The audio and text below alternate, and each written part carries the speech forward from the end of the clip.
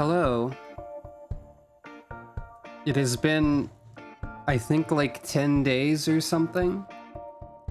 Probably. I'm not entirely sure. But hello. I think I am in a state where it is okay to stream again. For at least a little bit.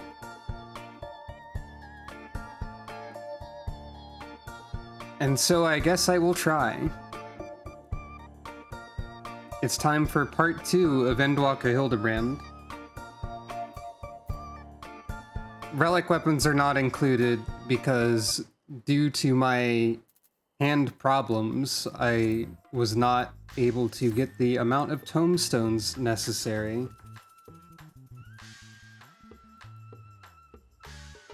But I think I can manage to go through the quests, probably.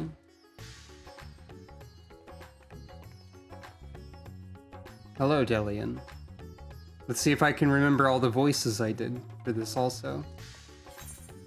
By Agents Unknown. Sucro, eager to resume our investigations? I know I am. Do you recall that scrap of alien starship we recovered? Well, Inspector Brandehild has employed his unsettling calculative capacity to extrapolate the damage to the greater whole, and he has concluded that the vessel would be incapable of flight without extensive repairs. Our most likely scenario, then, is that some unknown agent made off with the starship wreckage, along with Poo-Poo's acquaintance. Fortunately, I have a fair idea who that unknown agent might be. After all, there is a singularly shadowy cabal with a history of concealing extraterrestrial activity. Actually, let's head over to Kama first.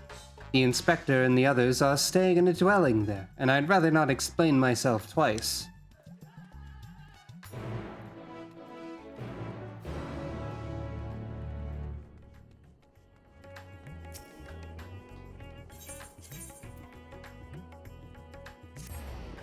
That's the main story quest. That's wrong. Where is this?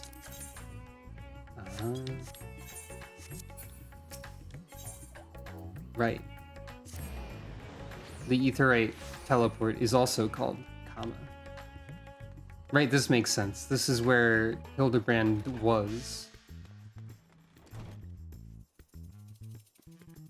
What do you think of this, Pariga? Nashu and her friends will be staying here for a while longer, it seems. I do hope it's not my house that has brought them all this bad luck. This may not be the best time to share my conclusions. A most terrible development. Oh, Sucro, I'm so worried for Master Poo-Poo.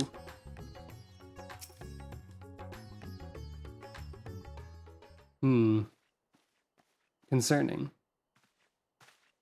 'Tis horrible misfortune, Sucro. Calamitous even. Poor Master Poo-Poo has fallen gravely ill. Gasp.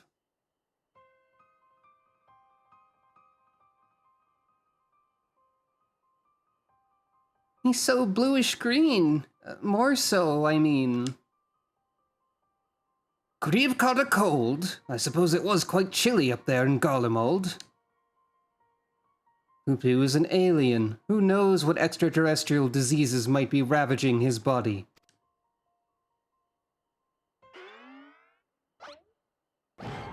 Nashu, no! Nashu's delights are the best medicine for whatever ails you, as the inspector himself can attest. Good gods, Nashu, you'll blow our host's domicile to pieces! Put them away!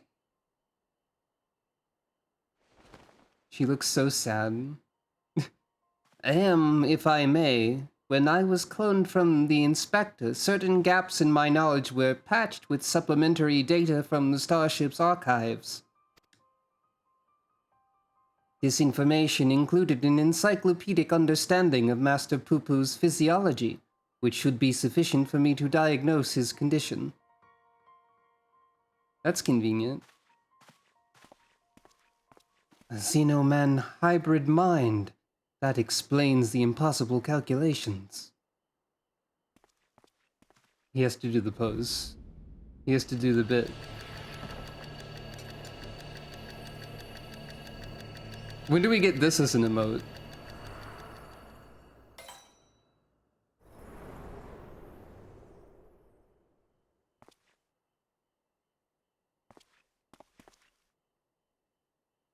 I have it! Master Poo-Poo is afflicted by a terrible case of the common cold! Gasp! Gods grant me strength. As a visitor to Aetheris, Master Poo-Poo has no prior exposure to our maladies. He is thus particularly susceptible to infection, and more likely to experience severe symptoms. Aha! 'Tis just as I surmised. We must put aside the case until we have nursed our stricken companion back to health. But even if it is a common cold, isn't there a risk that our medicines do him more harm than good? They almost certainly would. Based on the results of my analysis, however, I believe I can synthesize an effective remedy. We need but gather the ingredients. Then ingredients you shall have. So what are we gathering exactly? Most of what we require can be drawn from Master Poo-Poo's collected samples. Otherwise, there are only two which we lack. The first of these is the liver of a giant tortoise. A suitable organ can be extracted from one of the cachapa which wander Saltwind's welcome. Ah, the slaughtering of a monstrous opponent. That sounds like a job for Sucro. Determined. The other material in question is a rare fungus known as damp shroom, which I am hoping can be found among the Great Work's extensive stock of alchemical reagents. Very well, Nashu Delian and I will scour the alchemist's shelves. Meanwhile, I'd ask that you remain here and keep an eye on our ailing patient. Inspector Brandehild, you're such an expert on all things Thavnir. Oh, I wouldn't say expert. Simple conclusions from simple observations, nothing more. Also that emote. As I said, I am hoping the alchemists have the damp shroom we need, but it really is quite rare. Once you have the tortoise liver, would you be so kind as to assist the others in procuring the fungus? Nod. Then let us not prolong Master Poo-Poo's suffering a moment longer!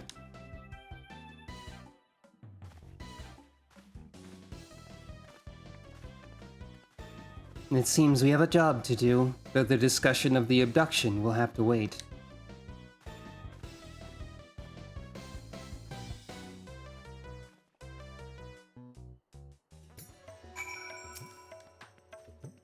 Obtaining a cachapa's liver should prove no great obstacle to one of your capabilities, Sucro. 'Tis the damp shroom which concerns me. Well, alright.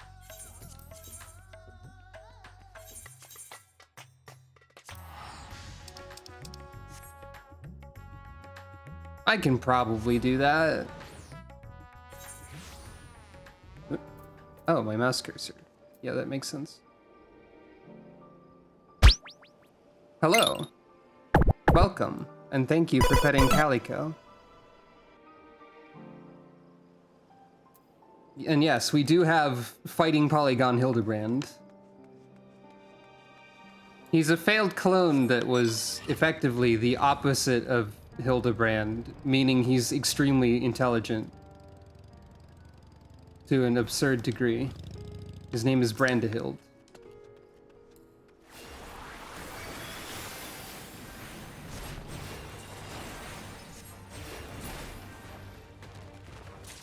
I did it.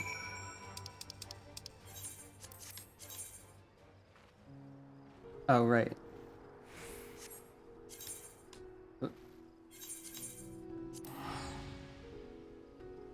yes, hello and welcome to everyone. I didn't say that to everyone yet, I don't think.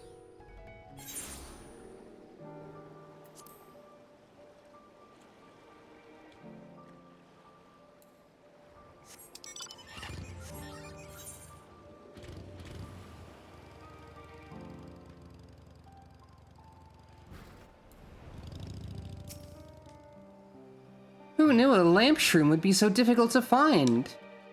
No, it's damp shroom. Your mission was successful, I assume. Ours is ongoing.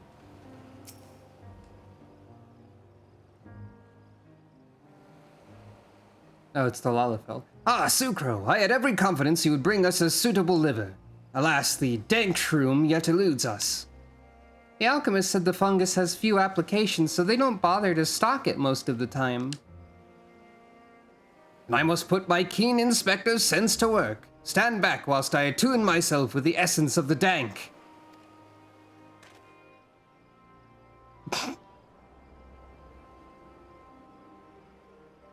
Damp. The word is damp shroom, and you'll forgive me if I have no faith in your abilities. 'Tis close, my friends, and getting closer and closer even as we speak. I hear you folk are in the market for damp shrooms. I might have some to sell if you're interested. But how? We certainly are, my fine fellow. Right then, if you'll give me a moment to retrieve the goods, we can finalize our transaction up on the perfumed rise. Very trustworthy, it's in his name. The most trustable. Was it genuine clairvoyance or sheer coincidence? I'm not sure anymore. No one is ever really sure, Delian. Though in all fairness, when it comes to Inspector Hildibrand, preternatural perception is one of his least baffling talents. In any case, we should hurry to the rise and take this man up on his timely offer. Nod. This is also the most trustworthy music. Maybe the Lalafell will fall off a cliff and die. While we're here.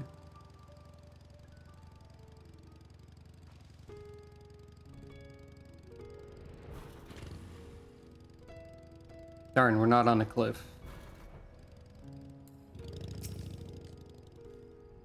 I wonder, does this not strike you as a touch convenient, if not contrived? Now she's falling asleep. The inspector saves the day again. Our quest for medicinal components nears its end. Stay strong, Master Poo Poo.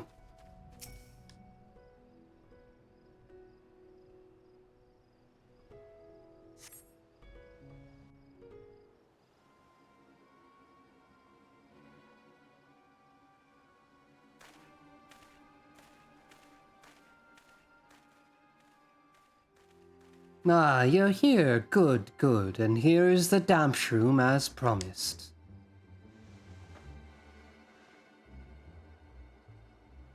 Oh, glad we are for your assistance. Ah ha ha, not so fast. There is still the matter of payment.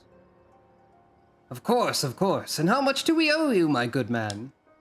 Considering the extreme rarity of the fungus in question, I couldn't let it go for less than 1 million gil. I have 2 million. But gasp, 1 million gil for one measly mushroom? That's outright robbery. A bargain, I counter. You would pay tenfold my price in the markets. I thought to do you a kindness in light of your urgent need, but I am more than willing to find another buyer if you wish to spit upon my generosity. Nashu, how fare we for coin? We're plumb out, Inspector. Ah, then this is a prickly pickle. Where are we to obtain sufficient funds at such short notice?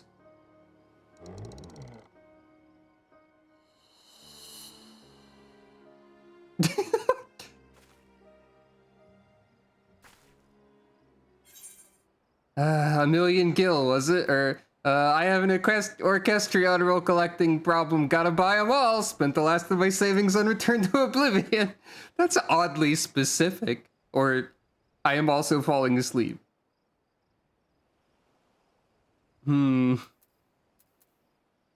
That's very specific. Speaking of Return to Oblivion, I've seen like 3 or 4 people start streaming The Elder Scrolls 4 recently for some reason. Like, why is there a resurgence of The Elder Scrolls 4 Oblivion? It's odd.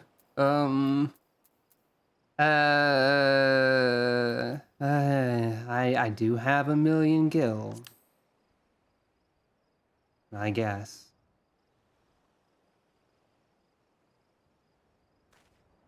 Sucro, our savior in every sense of the word.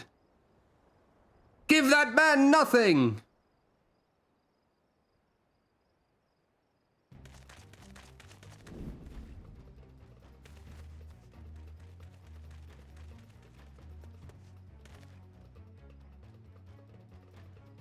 Stop right there, criminal scum.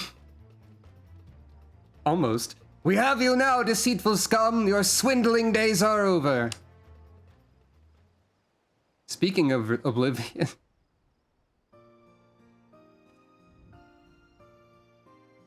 That is weird now that you mention it. Radzatan, city guard at your service. We'd received reports of this man's questionable activities and have been keeping a close eye on him ever since. Damshroom is a rare find in the bazaar, to be sure, but only because there's no real demand for it. The price this charlatan quoted you was, quite frankly, ludicrous. But thanks to your ignorance and poor judge of character, we were able to catch him in the act. As a token of our gratitude, you are welcome to keep the fungus, assuming you still want it. Yes, very much so. That is very, magnanimous of you. Are we just gonna assume it's the correct fungus and the price was the only scam? That seems like a dangerous assumption to make. Ah, you think I enjoy tricking fools out of their coin? If that bastard hadn't declared my job redundant, I wouldn't have needed to stoop so low. What does that mean? He blames a rising star among the merchant princes for his woes. Von Hudi, I believe his name was, purchased the trading consortium where the man was working, which led to a restructuring of the hierarchy, put a lot of people out of work. Ah, it's capitalism that's the real villain. Again! Wow. I never would have guessed that it was capitalism. Incredible. Just kidding, it's always capitalism. Von Hudi, I know that name. Something about an acquisitions deal gone sour. Father was willing to sell him a slice of his Harnish enterprise, I think, but balked when the man offered to buy our family business in its entirety.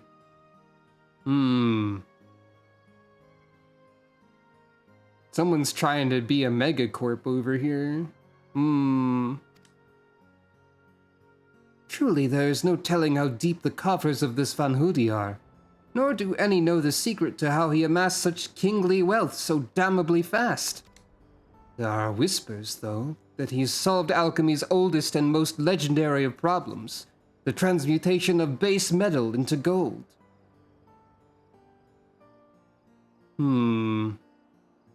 I bet that the other alien is involved with a replicator for gold, perhaps. Unlikely to say the least, but whatever the source of Van Hudi's riches, he shows no reluctance in spending them. He's bought a historic temple to serve as his home, and commissioned a private airship, among other extravagant expenditures. Nice for some, eh?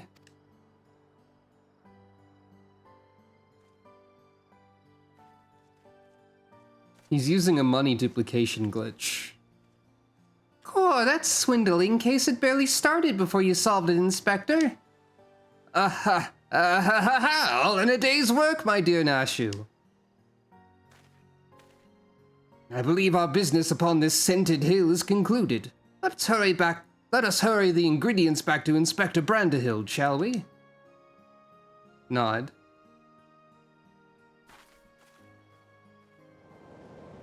I was going to wonder what was going on over there. I may have mollified his lordship with the secrets of divine manifestation, but the stench of failure yet clings to me. I must redeem myself in his eyes by crushing my most hated foe.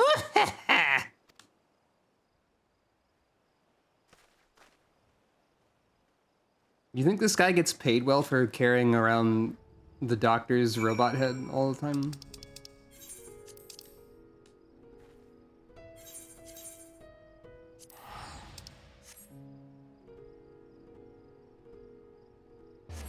Is that basically being a chauffeur? Or does that have its own unique, bespoke job description?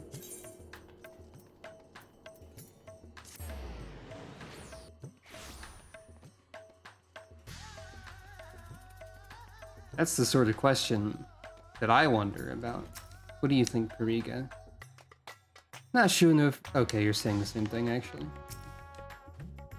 After all that, we paid not a single gil for the damp shroom. The manifestation of such windfalls must be another facet of the inspector's uncannily good fortune. Ah, Delian, you're starting to believe. Oop. Your suffering nears its end, Master Poo-Poo. If Inspector Brandahild's remedy fails, we can always try my explosive cure-all.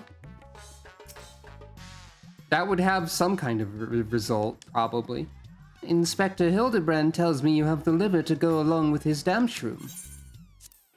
The glistening liver of a Saltwind's welcome cachapa. A fine specimen, thank you. I will be mixing the ingredients in the starship, so let us convey Master Poo-Poo outside that we may administer his medicine as soon as it is ready. You got it. Carry Poo-Poo like hamburger. Or whatever. This should be sufficiently remote. I'll have the craft come to us, and we can commence the treatment.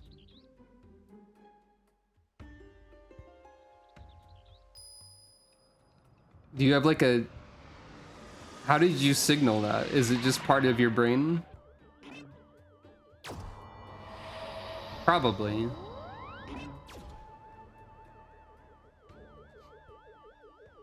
Treatment in progress. Coblin. Now she was asleep. Hildibrand bought the tea emote from the Mog station. I'd believe it. There's the Lalafell again. I will kill him. Oh, I feel so much better. I cannot thank you all enough. My poo-poo voice was just nonsense, right? Something like that. Smile. Celebratory emote use. Master Poo-Poo recovered his strength in mere moments. It would seem his powers of recuperation are just as advanced as his technology.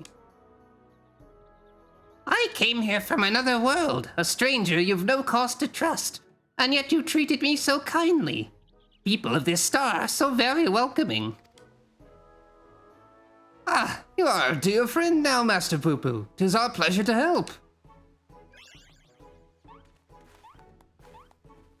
Various joyful emotes. This guy gets that sound effect?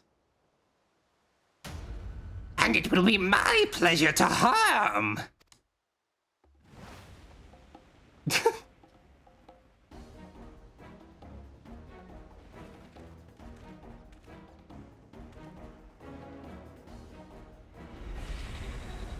Nose beam?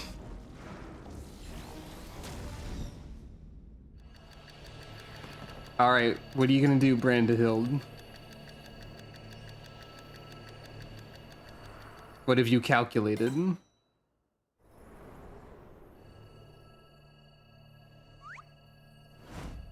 Why is there a crystal over there?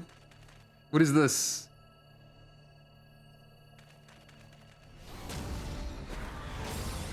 You're doing... Didn't we already do this? I'll not fall for the same trick twice!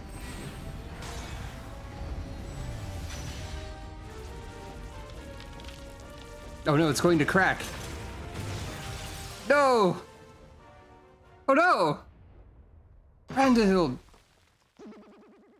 You were so close to the correct falling form. Sucro, go!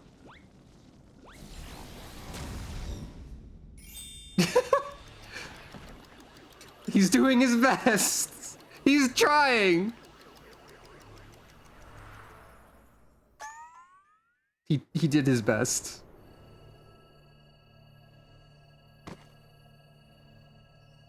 But he entered the time stop dimension somehow. How did he do that?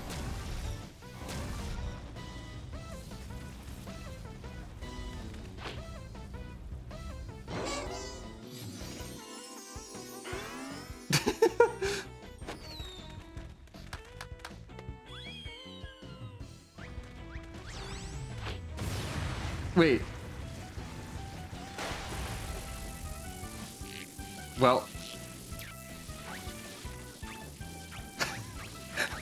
Well. Something happened? Nashi will never be ballin'.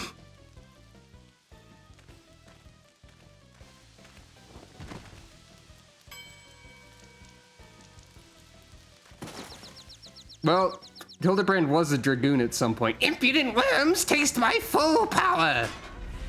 So it makes sense that he's floor tanking. Nashi, it's time to be ballin'. Nod.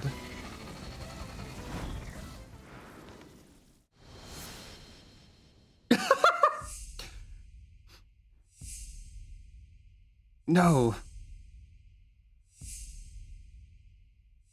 The dramatic flashbacks. The Nashu sports anime that happened in the background.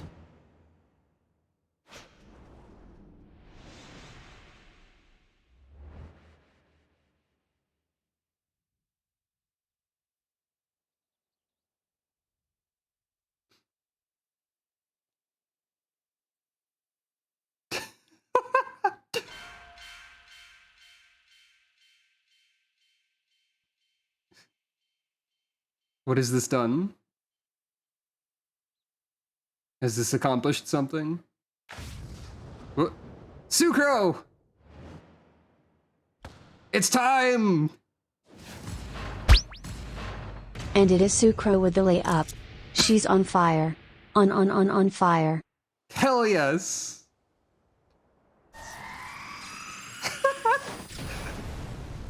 Yeah!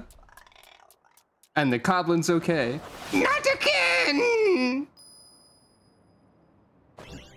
I was hoping the Final Fantasy victory thing would start playing.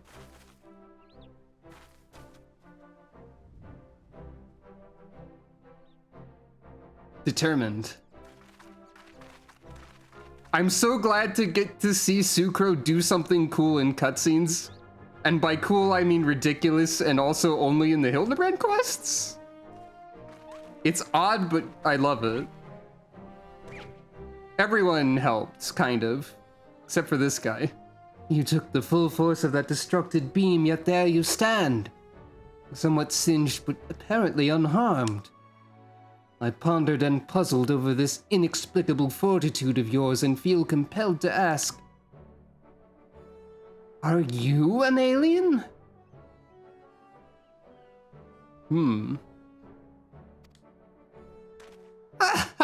A fine jest. But I assure you, I am without a doubt an Uldan-born Mandeville of terrestrial Huron stock.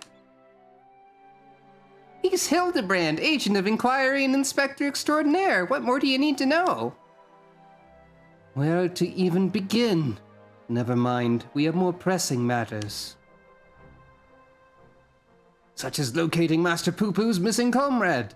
It's time we reopened the case of the silent correspondent. Yes, exactly. And while I have a firm theory as to who it was that took the wreckage and its erstwhile pilot. The Sharlians! Oh no. I'm all but certain they've allied with insidious extraterrestrials. which means they'll be under orders to remove any evidence of alien activity.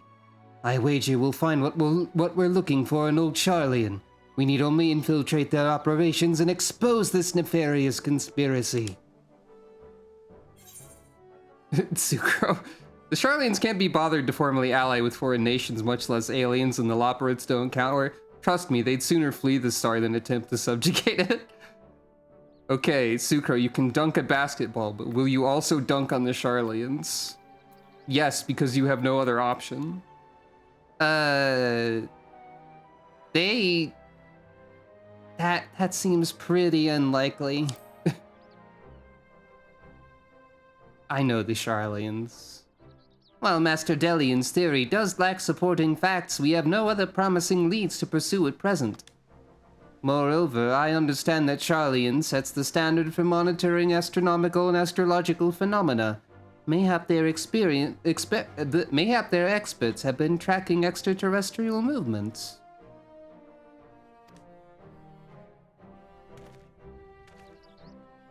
I've spoken out of turn. Please forgive my presumptuousness. Nay, my friend, I too sense our path points to the Isle of Archons. No, that's Brandahild. Pack your bags, everyone. We leave for Charlian immediately. Brandahild is a failed clone of Hildibrand and is his opposite, and thus he's super humble and also super intelligent.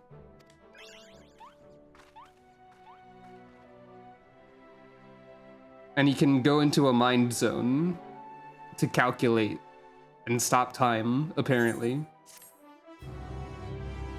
But yes, it is a fighting polygon Hildibrand still, too. My calculations may have failed me, but my companions did not. 'Twas your quick thinking that saw the villain laid low, with a tremendous flourish, no less. Brandahild told me you went all in search of ingredients for my medicine. No, that's just the Lugae voice.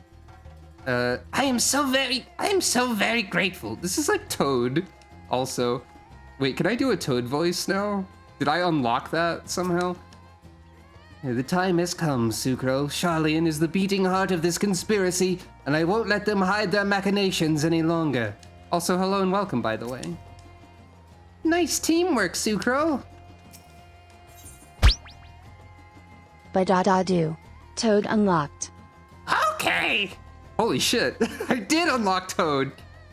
How did this happen? Okay. I got blindsided by my own self. Anyway, not from around here. Hildibrand is keen to embark on the next leg of your investigation. Charlian awaits! We need only charter a suitable sea vessel. Hello and welcome. Rank A. That's a very funny emote too. That's a Sonic Adventure 2 rank A if I'm not mistaken. Of course, but does not the... Wait, I misread someone else's speaking in Hildibrand, I think? Of course, but does not our city... Not the city lie many days' sail to the north? Is there no swifter means of reaching our destination? So this experimental etherite will allow us to teleport thither even absent attunement? Splendid! Then we shall avail ourselves of the technological marvel forthwith. Oh no. Is ultimate victory like what Shadow the Hedgehog says when he gets an A rank or something? I don't remember any of the things that people say. Oh wait, I can return. No! I can return. I don't remember any of the things people say in Sonic Adventure 2.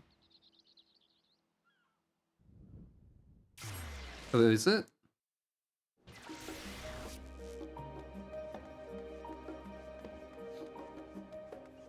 I thought they directly said it was not, but I might be wrong. Hey, you. Go to one of the many hells. I'll even let you choose. Oh, when you've traveled the cosmos as much as I have, teleportation is not the least bit disconcerting. Okay, that's kind of Toad. I'm like 80% there. How severe is your ether sickness, Master? Oh wait, How severe is your ether sickness, Master Poo Poo? Oh God, save me. Yeah. I hope Delian wasn't too attached to his breakfast. So this is the city of learning. A sophisticated gentleman should feel right at home here. How are you all not sick to your stomachs? Experimental etherites make travel exponentially more fun. Sometimes I feel as though I am the only normal person in this group of eccentrics.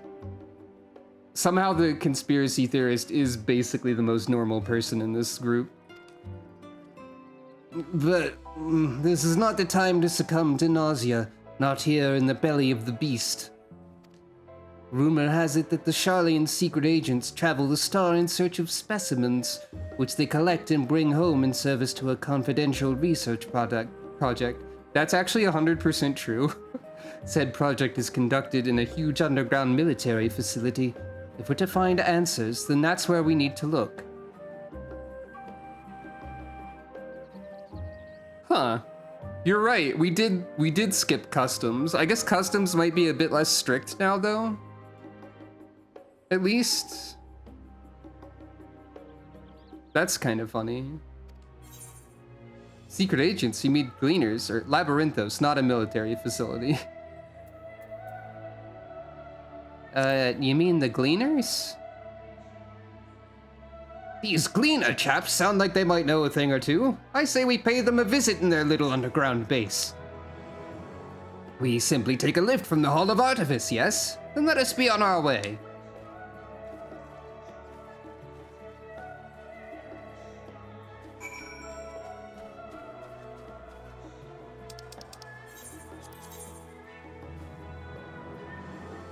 I'll just walk, I guess. I saw that door open just a second ago. You can't hide your secrets from me, Charlian. I mean, you can, and you did for a while, and it was kind of a plot point. But, you know, like, still... God. This sudden, extremely steep ramp still seems like a bad bit of architecture to me. Like... I mean, the stairs wouldn't be accessible already, but like this sudden steep slope, what's up with that? I was bothered by that the first time I came here, I think.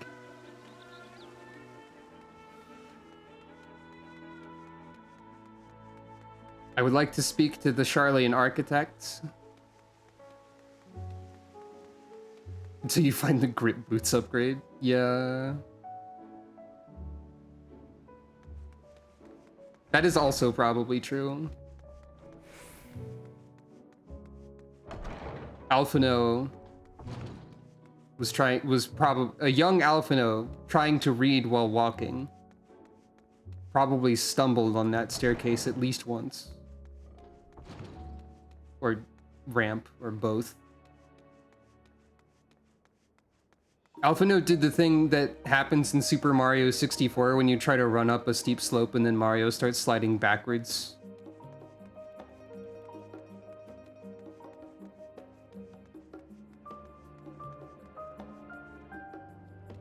Cardboard and Charlian? Do you mean Archon Loaf? Ba-da-ba-ba-da-ba. Anyway. What beautiful architecture! Charlian is clearly one of your more advanced civilizations. Yeah, this is like a 70 to 80% Toad. The rank A is pretty funny still. The city's archives are said to be bursting with knowledge of countless peoples accumulated over the centuries. I should very much like to peruse the shelves once we've attended to our main mission.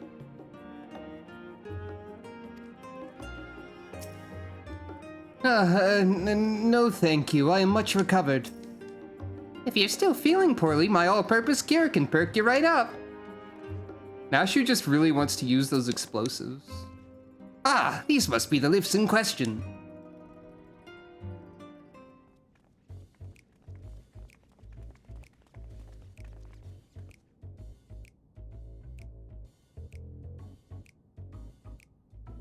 You know what they say? When all you have is a bomb, every problem looks like, it still looks like a nail, but bombs are just still how Nashi will solve that anyway. Do you wish to descend into the Labyrinthos, madam? Nod. My apologies, but each of your companions must also secure the proper permissions before we can allow them entrance. If it is assurances you need, then surely a single glance is all you require to judge us trustworthy.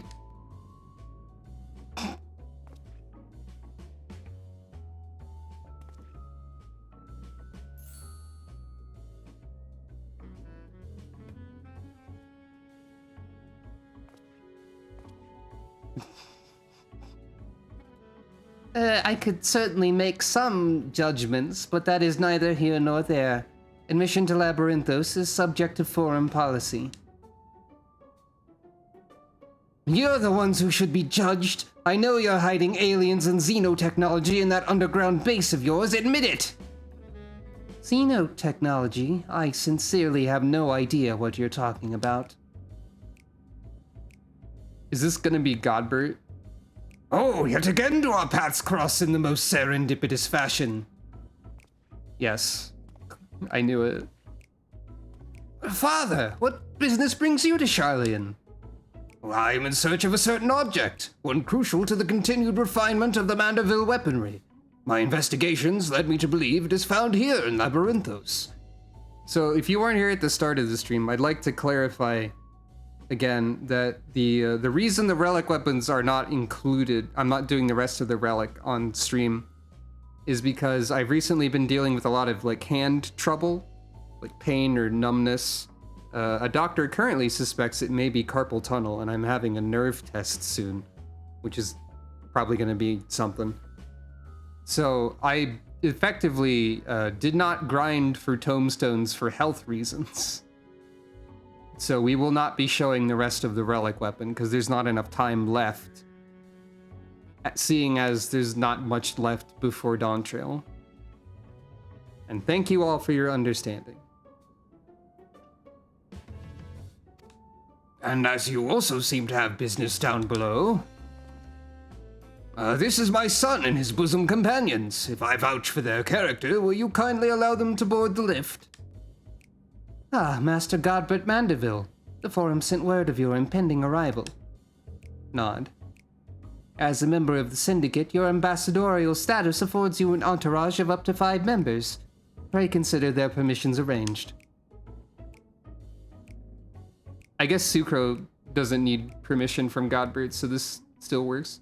I know not your current mission, but for the time being, I suggest you accompany me to the Archeon. Group nod.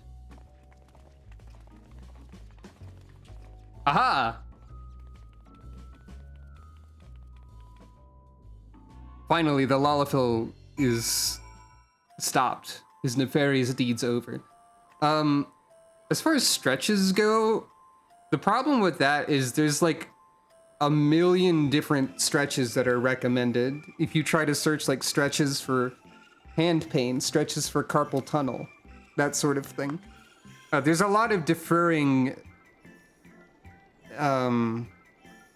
results for this. So I am able to do stretches, but I don't know which ones are actually helpful. At the moment, I'm making strategic use of pillows to cushion both like my lower back and my hands. And also trying another different controller, because I found that I had like a standard Xbox One controller sitting around that I kind of assumed was broken. But it's not broken, it seems to work. It seems like this small Horipad Mini actually is causing different hand problems than the hand problems my other controllers were causing. Because it's small enough that that like 4 or so of my fingers don't rest on it when I use it, which means they go numb faster. So, just standard Xbox controller gaming today. I even swapped around confirm and cancel again, so. I'm just double checking that the Lalafell didn't somehow get in here anyway. That's a great question, Samantha. That would be very helpful. Ah, you can even see that I swapped them around because repair all is on Y instead of X. For those eagle-eyed viewers looking at my button prompts on the Mender menu. Bring back the power glove. Well, given that I have hand problems, I don't know if a glove would be an ideal solution, but I do love the power glove. It is so bad, as they say. I've never used it. We're underground, but above ground at the same time. Oh, I don't remember what the Sega Activator is. I want to Google Sega Activator now. I've heard this before. Ah, it is a ring. I see. It's a ring of power. I get it. You stand in it and move, and something happens, allegedly. The Sega Activator will be, you'll get 2 of them as the Dancer Relic in Dawn Trail, I think. An underground archive with such an extravagant recreation of an outdoor habitat. What innocent purpose could it possibly serve? Oh, but of course they're performing simulations to hone their strategy for aiding the aliens in their invasion of the world above. The funny thing about Labyrinthos and Delian is that the actual purpose of Labyrinthos sounds extremely like a conspiracy theory. Oh, they're just collecting samples from all over the world to prepare for an evacuation to the moon in the event of the world's end. Like that's just a conspiracy theory that's real in this game. What an incredible vault of accumulated curiosities. I should very much like to return here once our mission is complete. This Hrothgar's got like a light party by himself, by the way. Him, his chocobo, a little Amaro hatchling, and a Celine there. Rare Celine enjoyer, I guess. Ah, they've transformed this subterranean environment into one more suited to surface beings. I'm reminded of the orbital stations built by my own home star. Thank you, Toad. Charlian structures truly are works of art, simply inspiring. From what Father tells me, this storage facility is replete with samples and specimens collected from every land on Etheris. If anyone has information concerning visiting aliens and crashed starships, it'll be these studious folk.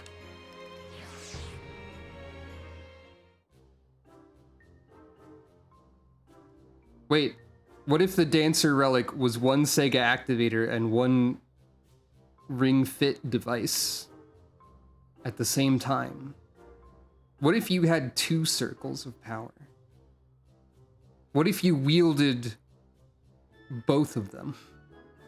A shiny silver saucer? I'm sorry, but we have no record of any such object in our archives, either whole or in part. Sad alien. Oh, so you would have us believe? But the purpose of this complex, this military fortress, is plain. You cannot deny that you're conducting secret research on alien starships.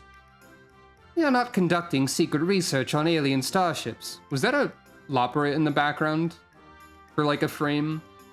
Yes, we did build a starfaring vessel in Thamazane, but it was neither for military purposes, nor of extraterrestrial origin.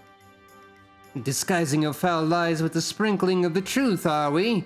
Fine, I'll dig up the facts myself and then everyone will hear what you're really up to.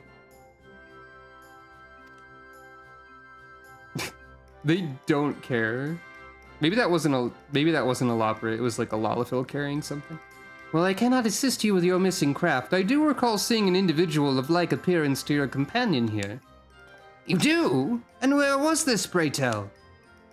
At Mariel Ergonomics in the medial circuit. The lift at the back of the building will take you down there. Many thanks, my good man. God, I've only heard legends of the Steel Battalion controller. Now I want to look at this too.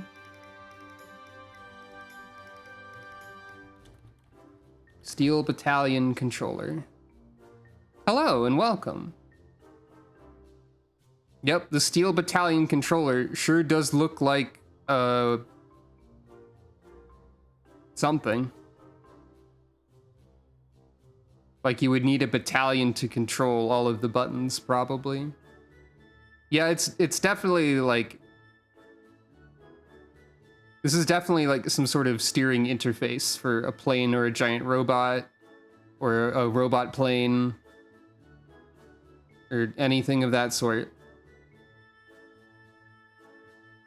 Well, well, it seems you found yourselves a solid lead. I have my own search to attend to, so I shall bid you good hunting and good day.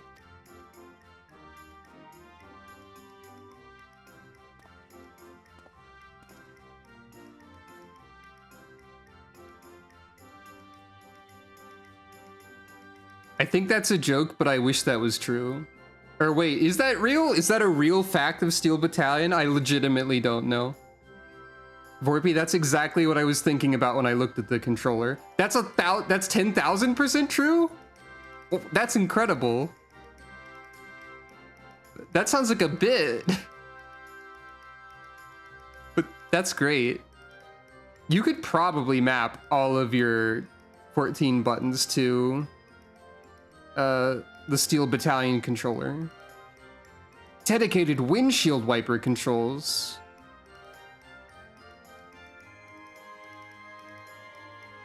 I want to see a Steel Battalion TAS that has an overlay of the controller and the inputs on the controller during the TAS.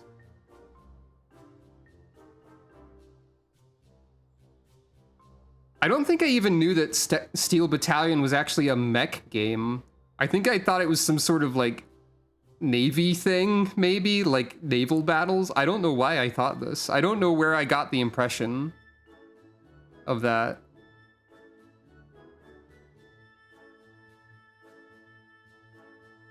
Another round of in-depth inquiries by the agent of inquiry, or one of those things. And friends, is in order. To Mariel Ergonomics we go. Nod. Yeah, I think 40 buttons is about the most skills any one job has, probably. What job is that? How many buttons do I have as White Mage? That's Paladin? Really? Let's see. 8, 16, 24, and then 31, I guess? And then I think I have, yeah, 33. I have Asuna here.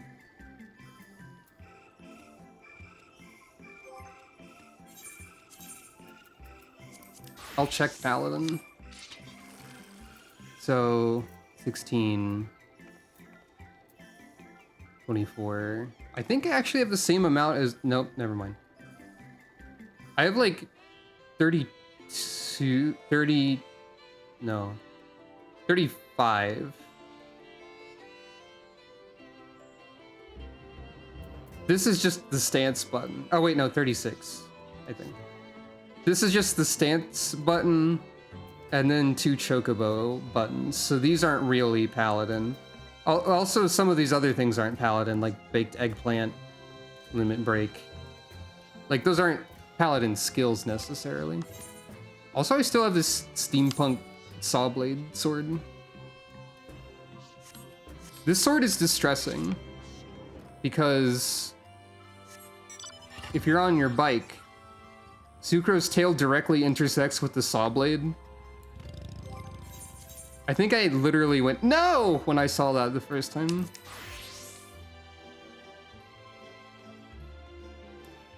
Sucro, you have to be careful. I have sprint bound to the right stick. I also have a hotbar that specifically just has sprint on it that everyone sees so that I know its cooldown. Hold on, I can get a minor amount of experience points.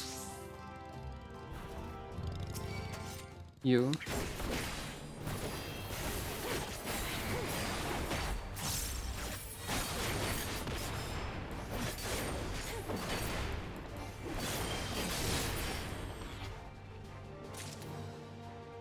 Thank you for the experience points. Thank the saw blade. Maybe. I do know that there is a trial in Hildibrand, I think in the latest part of Hildibrand. So I will have to do an actual fight today, and I hope that my hand doesn't rebel against me for this.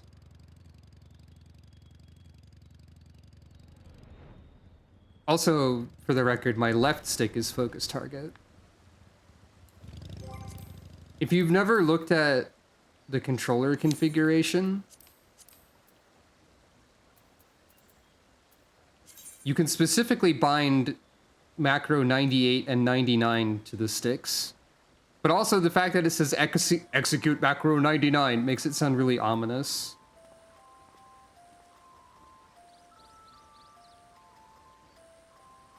I think everything else there is default except for the control sticks. It's like execute order, whatever it was from that one, you know, that other property. Branda Hild. Of course he would love the grapes. You are also polygons. What fine and juicy looking grapes. Good. They recently added a lamp that looks like those grapes, by the way. Or looked like the old version of the grapes. Mark my words, I'll find the evidence I require. They can't hide all traces of their alien alliance.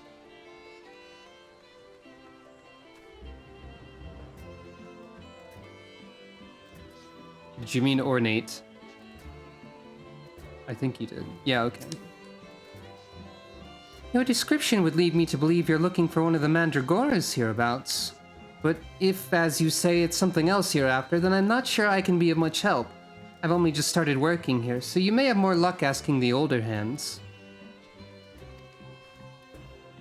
The only place I could put that lamp, seeing as it's an outdoor furniture, would be on the island sanctuary, which I am now ignoring because I got everything I needed from it.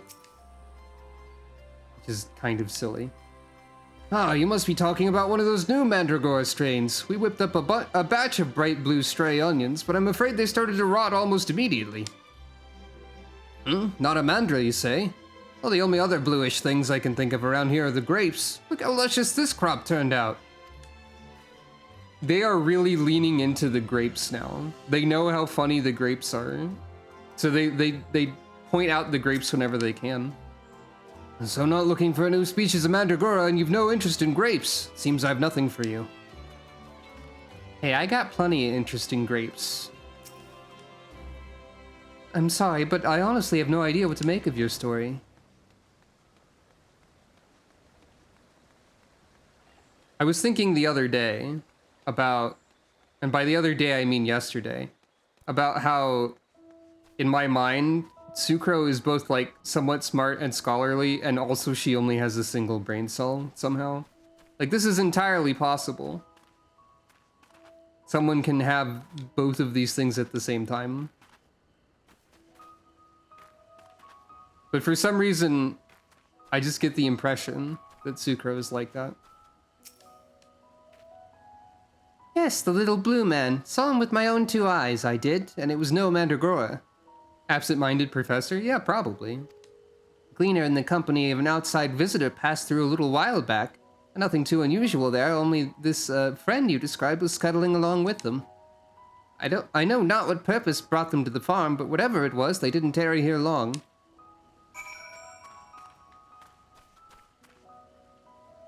I like this Lalafell hairstyle because it is reminiscent of one of the...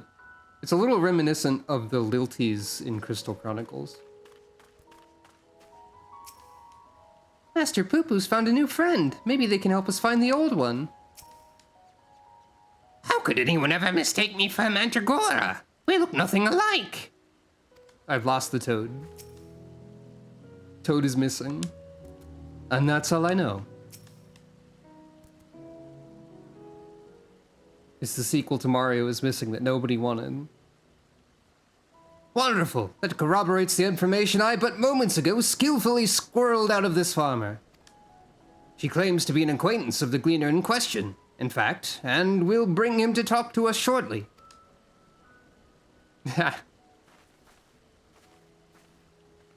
Let's round up the others. We should all be present to hear what revelations this professional collector has to share.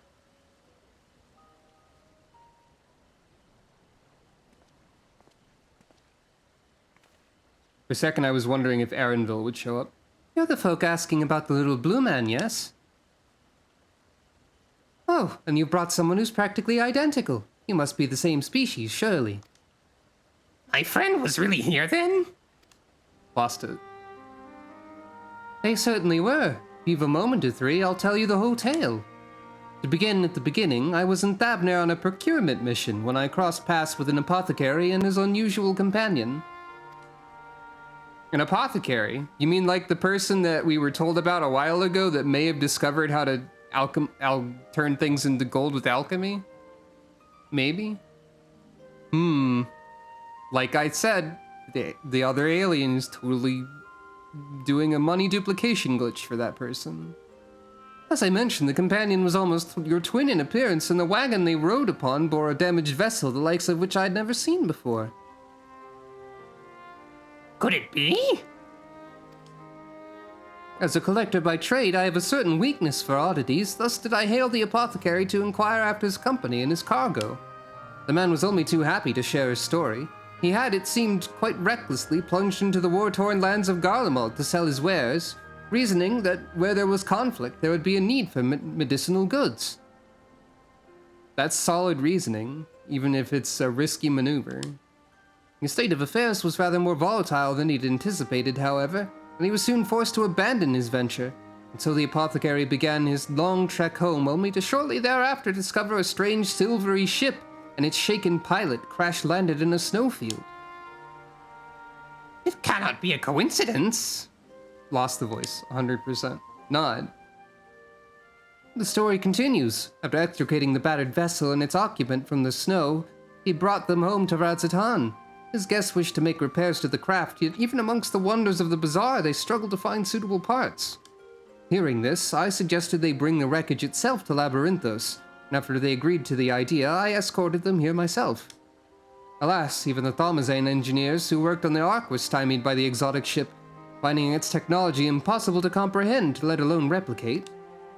The little blue fellow eventually resorted to drafting schematics.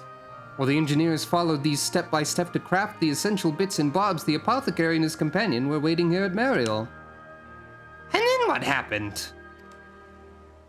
Well, once our industrious visitor had what they needed, they repaired the vessel in a twinkling. The pair then departed almost immediately, and I've never seen neither hide nor hair of them since. Now, I'm no scientist, but I'm beginning to think that such an incredible vessel must have been some kind of starfaring craft. And that little blue man, well, he must have been an alien from another world. Gasp. Oh, so I'd like to believe. I'm an avid reader of the Thavnerian Truth, you see, and I'd love to entertain these idle flights of fancy. Okay. Delian, how are you going to respond to one of the Charlene's secret agents reading your paper? Gasp.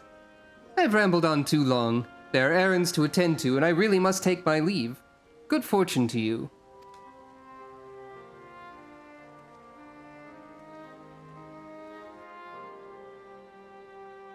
Can it be true? I have a readership in Charlean. Perhaps I've misjudged these people. It would seem your comrade is hale and healthy, Master Poo-Poo, and in the company of a Honish alchemist of undisclosed description.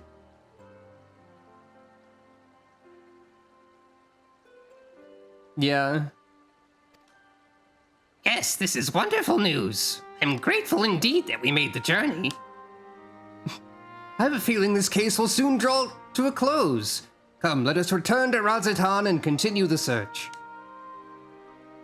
Oh, I should also state for the record that as far as my weird, tingling hand problem is going, it seems that mouse and keyboard games currently bother it less.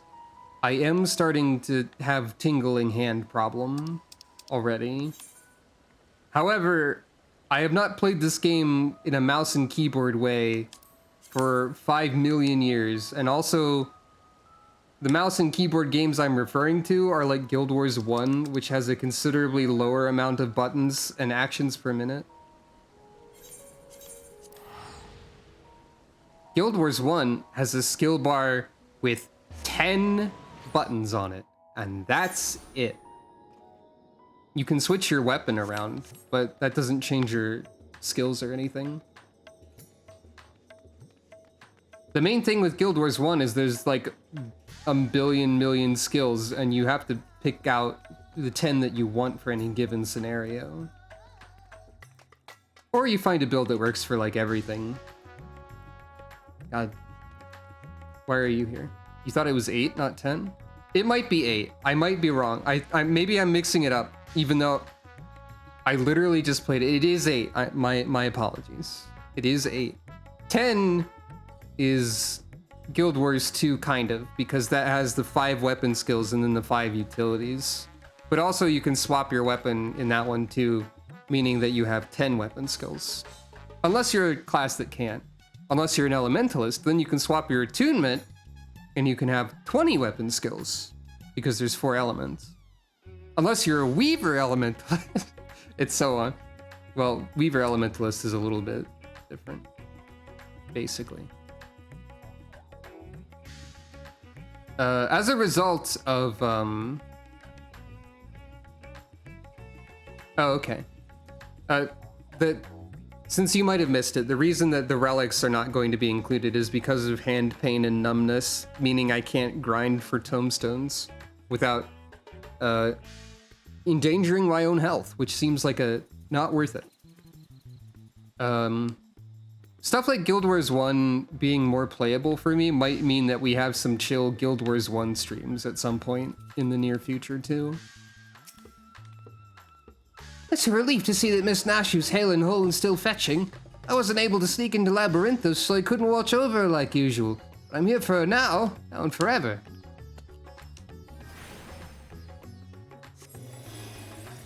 Now you're in hell. Goodbye. There and back again in the blink of an eye. When I say chill Guild Wars 1 streams, I mean I've decided to try and get the Legendary Defender of Ascalon title again.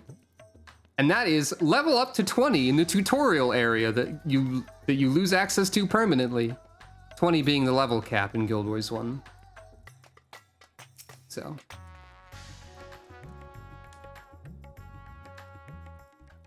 That'll be pretty grindy if I do stream that. Clearly, I have to stream all of Guild Wars 1 and then all of Guild Wars 2 to make a project arguably more ridiculous than streaming all of Final Fantasy XIV. And by arguably, I mean probably not more ridiculous. I don't think Legendary Defender of Ascalon will be too bad to get. Not really. Oh, right. I still have the donga that Callie got. But I also immediately got attached to my character. So I'm like more excited to play that game than makes sense. It might be that as soon as I give somebody cat ears, I just care about them immensely. Like in terms of character creation. That might be it. Also, I think it's very funny that you can make a Guild Wars 1 Prophecies Necromancer look this polite. She looks so friendly. Look at her friendly face. She's here to help. By raising a million bone horrors.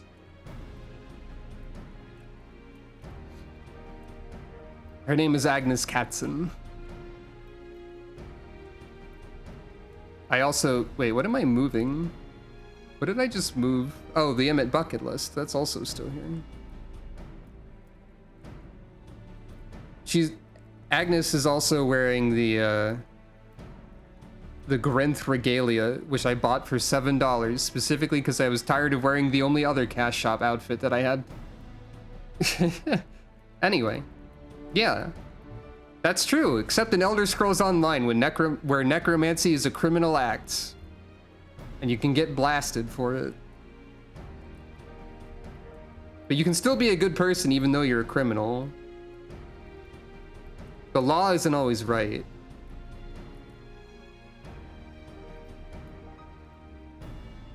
Anyway, to summarize our findings, we now know Master Poo-Poo's friend is safe and in the company of a Hanish gentleman, and possibly here on this very isle. Oh, that does sound promising. Godbert, maybe? Oh, that does sound promising. Father, you've returned to the city. I trust this means your own investigation was successful. Necromancer as a healer in 14 would be interesting. My question is, if they added something like a Necromancer, what weapon would they give it? How do they differentiate weapon class from staff and rod and so on? Orb? You make a good point. Well, sort of, because spheres wouldn't have any points on them sometimes, but you know, like, you make a good orb. They could call it like a focus or something, I guess. Healer Necromancer could be neat. Or they could add Necromancer from Bravely Default. No, that's just Sucro when she does anything, so. Father, you've returned to the city? I trust this means your own investigation was successful? That it was, although laying hands on the objects of my desire has been a long and frustrating ordeal, to say the least. Godbert's Charlian bureaucracy adventure, not part of this questline. Much painstaking research revealed to me the existence of a hereditary Manderville relic, within which slumbers the secrets of weapon augmentation. Yet though I turned our ancestral home upside down, I failed to unearth the artifact in question. Oh, interesting. That would work. I do think that the one-handed, like, conjurer and thaumaturge weapons being gone is kind of sad. The reason for its absence became clear when I chanced upon the journal of one of our forefathers. He wrote of a visiting scholar's keen interest in the relic, and how he thus surrendered it into Charlian's safekeeping for study. The trail led me to Labyrinthos. As it turns out, the Charlians never did find time to conduct their analysis. The custodian and I found the curio tucked away in a dusty corner of the Archeon, still awaiting processing.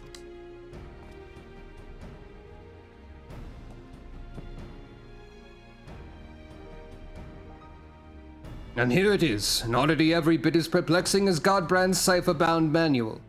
How are we to liberate its hidden wisdom? Ah, the Manderville Illuminati triangle, I guess.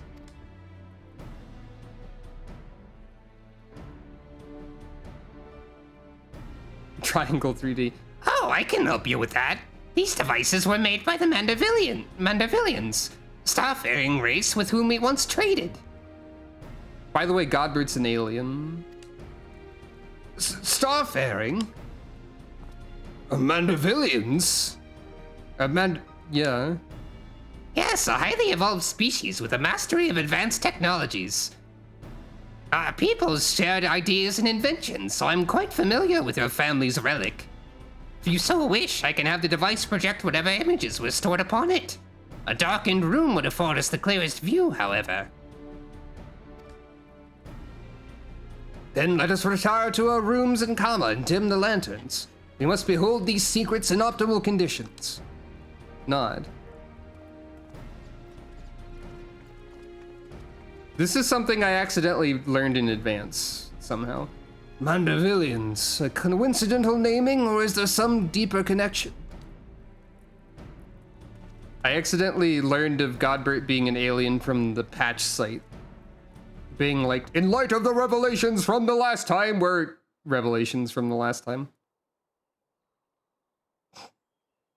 Everyone comfortable? Let's see what the device has for us. It is a little bit understandable that he's an alien, I guess. Not that surprising.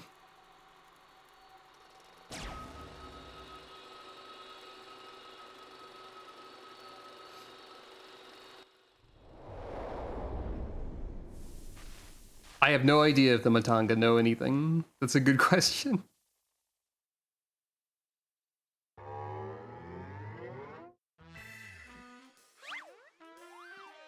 Of course. I am Godbrand, wanderer of stars and weaponsmith extraordinaire.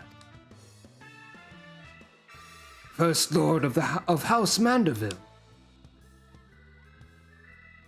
This is the Godbrand, our founding father. I record this message that my descendants may know the truth of their cosmic origins. The tale is long, but I bid you watch until the very end. This is probably like the deepest voice I can do. Maybe the deepest one I've done, at least. Heirs of mine, I am not a man born of this star, or even a man at all. I am of the Mandevillians, a race which hails from the far side of the great expanse. Wow. Okay. I didn't know the specifics of the aliens. Hello, Catastrophe. Great. Wait, what? No, this part I didn't know. Mandevillians are parasitic symbionts. We can only survive by bonding with other life forms. Sorry, what? Sorry, what?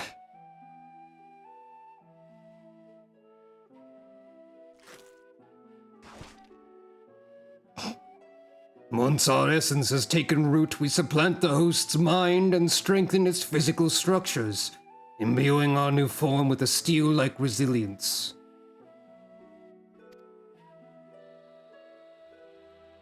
I knew there was something alien about that impossible imperviousness.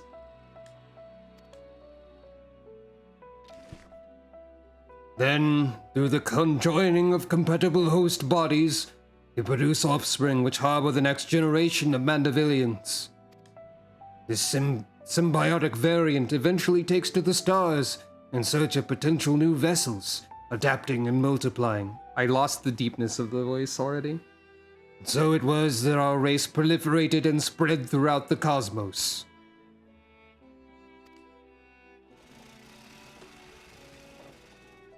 Let's wait till the end of the presentation before too many thoughts, I think. Until, tragically, our flourishing civilization was brought to an abrupt end.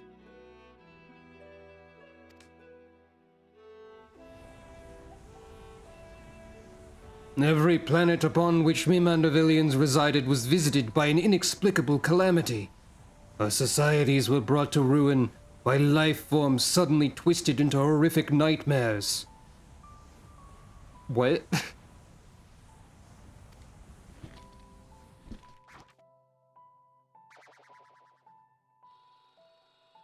Yeah, I know the end of days. That sounds rather familiar, so even stars far removed in time and space were ravaged by the final days. Did we know? I don't think we knew that that happened on other planets much. Like the transforming into horrible monsters part of it. Was that just something we were meant to assume? I don't know if Medion caused this either. Well, I guess probably because of the Dynamis. I don't know. There's a lot to think about.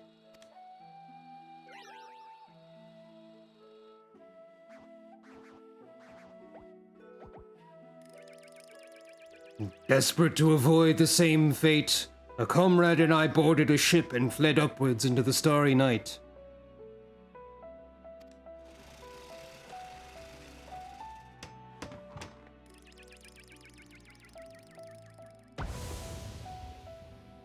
We flew and flew until we found a planet, your planet, untouched by the phenomenon, but the rigors of the journey had so damaged our craft that we were forced to make an uncontrolled descent.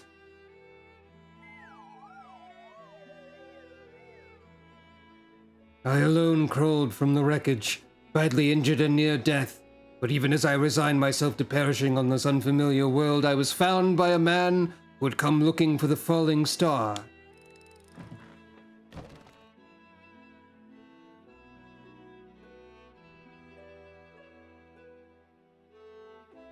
As a rule, Mandevillians do not take intelligent life forms for hosts. Okay, that's good. After hearing my story, however, the sympathetic gentleman offered to become my vessel of his own accord. He was himself afflicted by an incurable malady, and with little time left to live, seemed content to know that his ailing body could provide safe haven for another.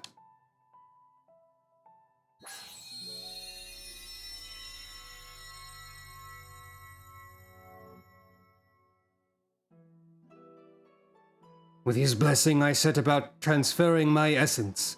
The man's form was revitalized and purged of its fatal frailty, yet the mind which dwelled within was now my own. Hey, why do you have a shadow puppet of Julian? I guess there's a long line of Julian-like individuals in the family too, somehow? I don't know. I went on to build a new home for myself here, making use of my people's technology to ply the blacksmith's trade. I wed a local lass, and together we had a child. Although not a pure Mandervillian, our offspring exhibits the same enhanced physiology, a boon I suspect shall be passed down for generations through the bloodline of House Manderville.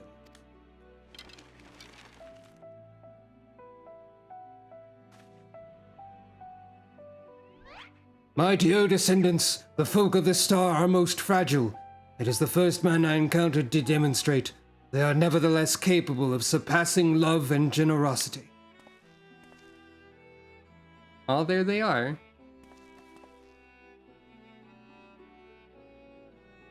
As the last of the Mandervillians, I have but one request to make of you. Pray employ your superlative attributes in my armory of Manderville armaments for the benefit of those wonderful peoples whom I hold in the highest regard.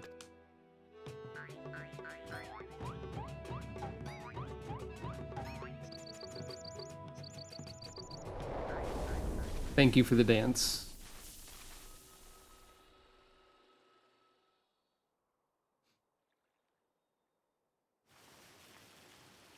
Yay! What a great movie.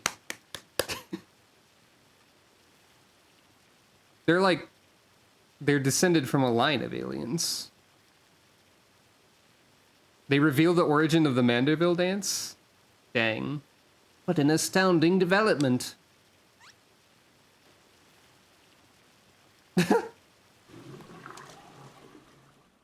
I didn't even notice the water sound effect. I, Hildibrand Hilidor Maximilian Manderville, shall heed the passionate plea of my illustrious forebear. No case is too big nor too small should it be in service to my fellow man. He learns he's descended from an extraterrestrial being, and it's still business as usual.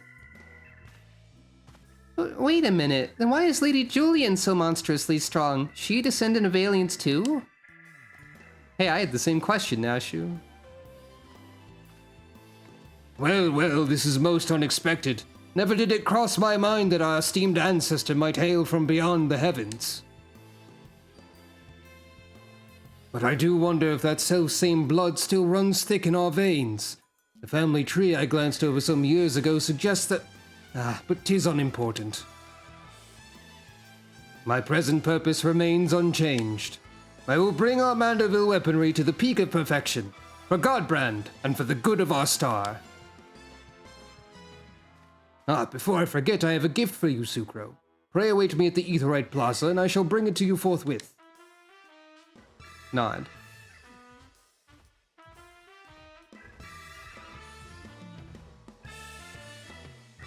They have at least 2 forms of the Manderville dance already. The dance by itself and the mambo.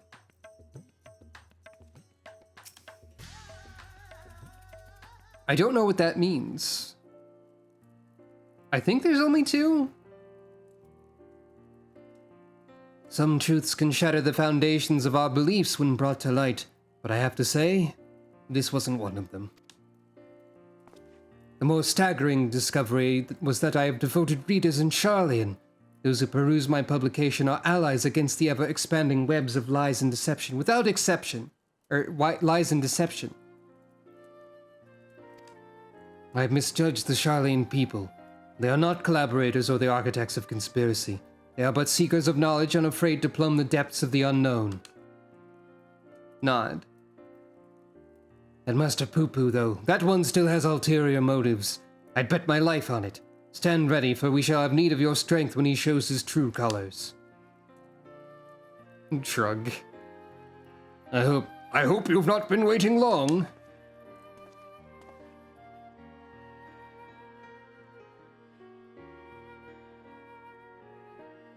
I didn't know that there were super intelligent tardigrades in the Endwalker art book. That sounds pretty great.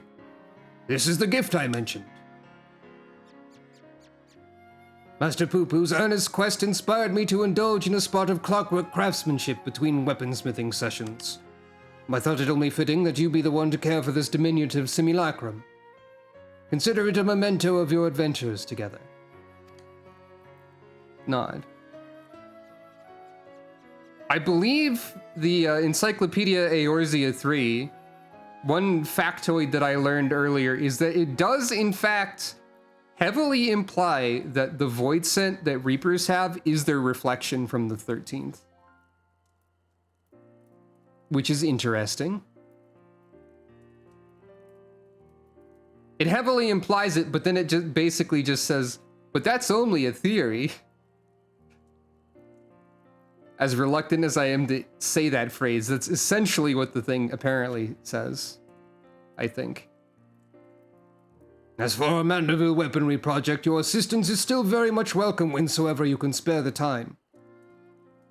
I'll get to it when I can spare my hand.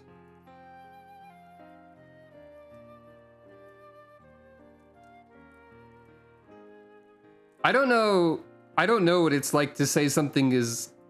I don't know about saying something is unlikely when it's stated by official material to be highly probable, but I think it's probably meant to be open for interpretation, both Golbez and the Void Scent. Until then, my dear Sucro. Wind up, Poo-Poo. We'll bleed you dry of elixirs if you aren't careful. Give me an elixir.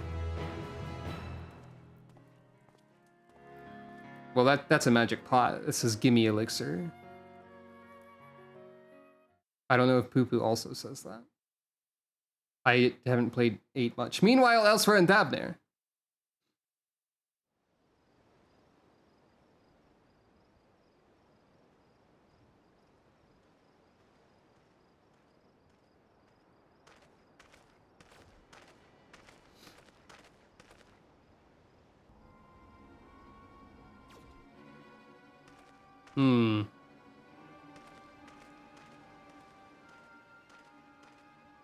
Something is happening over here.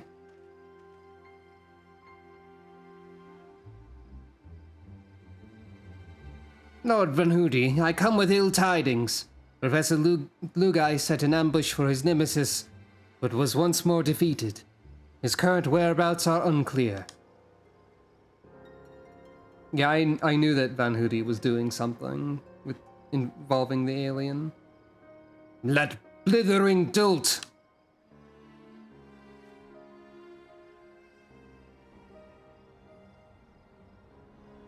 What are you creating a clone army of?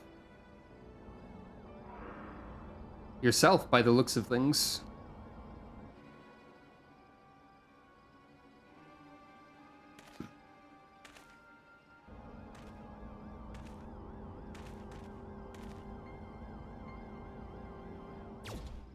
Yep. God, he probably will.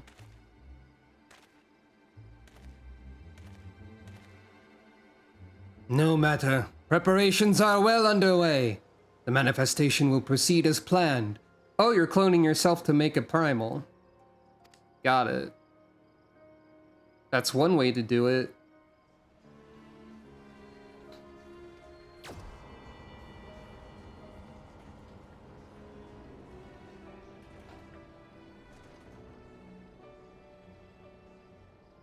Airship.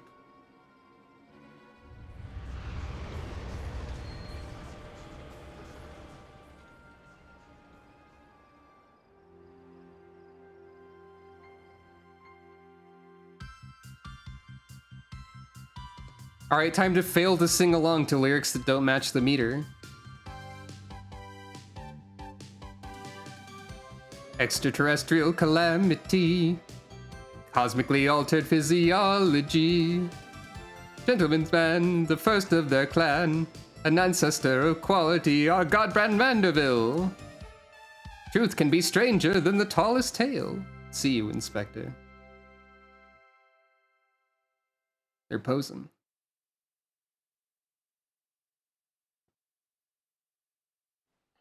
It's a pretty solid plan.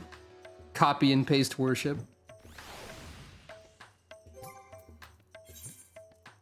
Love you too, Isa.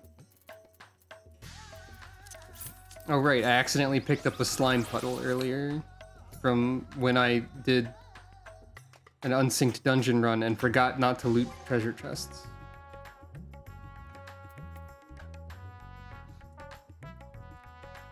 It is 100% reasonable to do 6.55 after Hildibrand. Depends on the state of my hand and arm by that point. But I don't think there's any major battles in 6.55, so I will consider it. Though I didn't note that I'd be doing that. We'll see how it goes. A minor solo duty. Okay.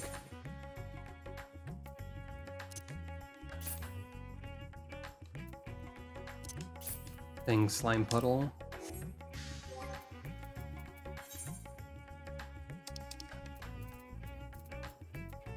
Wait, I thought it said page 2.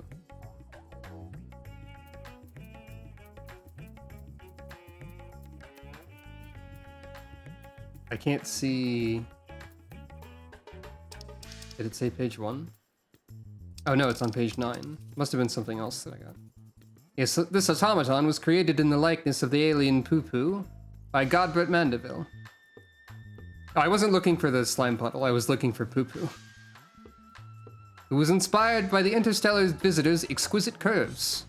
You don't have to phrase it that way, do you? It is programmed to follow you on your adventures and has a curious fondness for elixirs. Poo-Poo?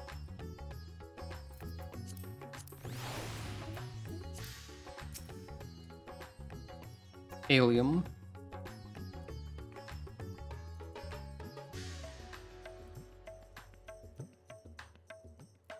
Sucro went for the more mild curry, and not the extra spicy.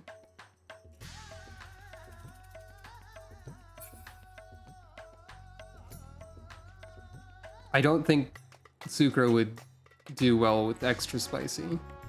Bogos inspected. Perhaps.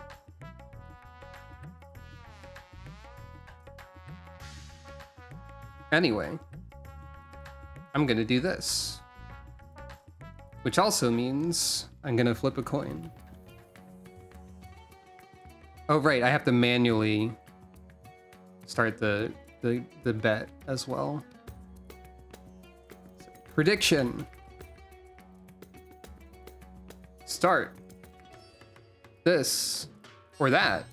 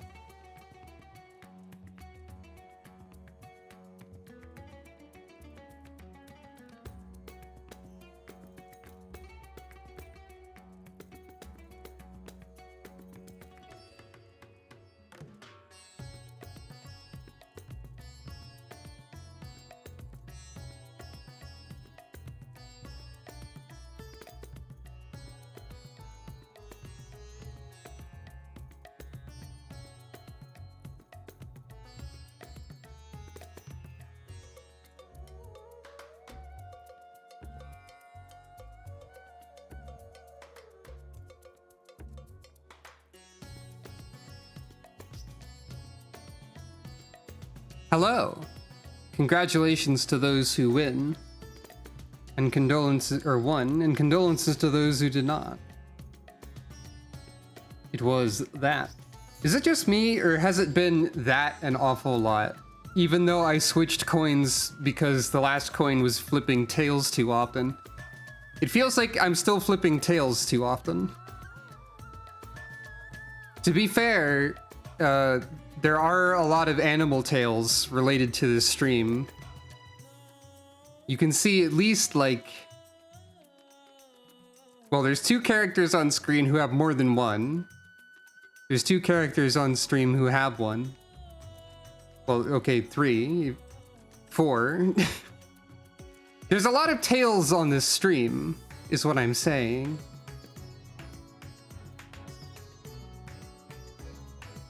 Clearly, it's not a basic... Okay, well, no. I was gonna say maybe 5. I don't know if Ghost counts as having a tail or not. Ghosts have tails sometimes.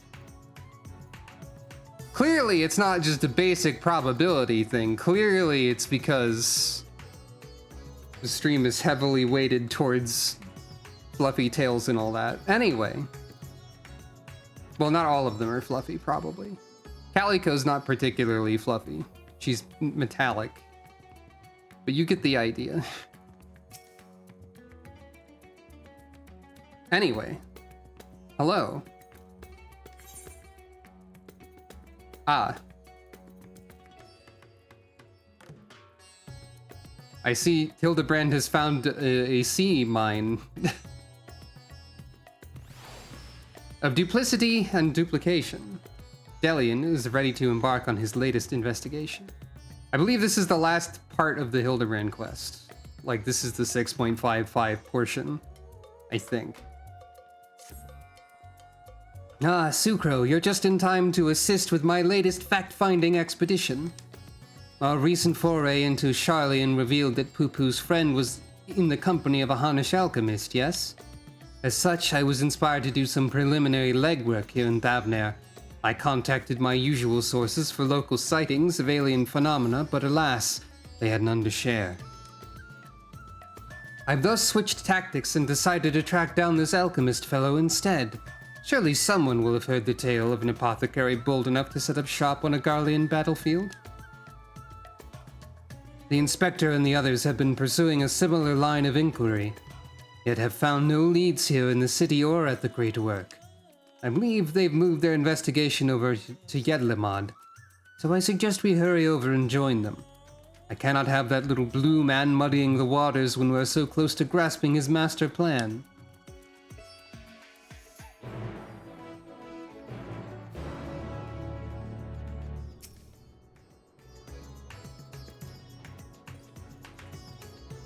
Corgi. Corgi spotted.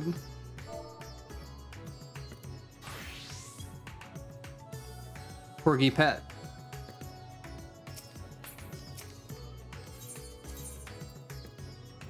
That's the wrong place again.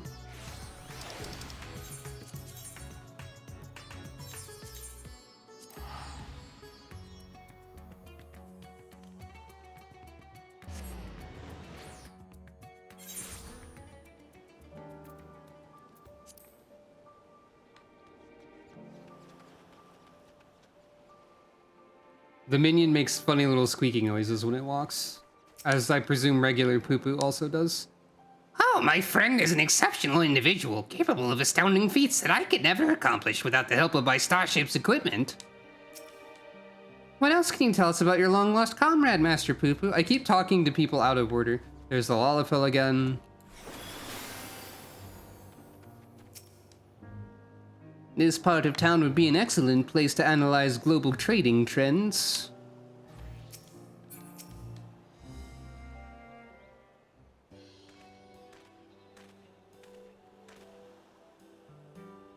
I see the two of you are eager as ever to observe my inspectorial genius at work.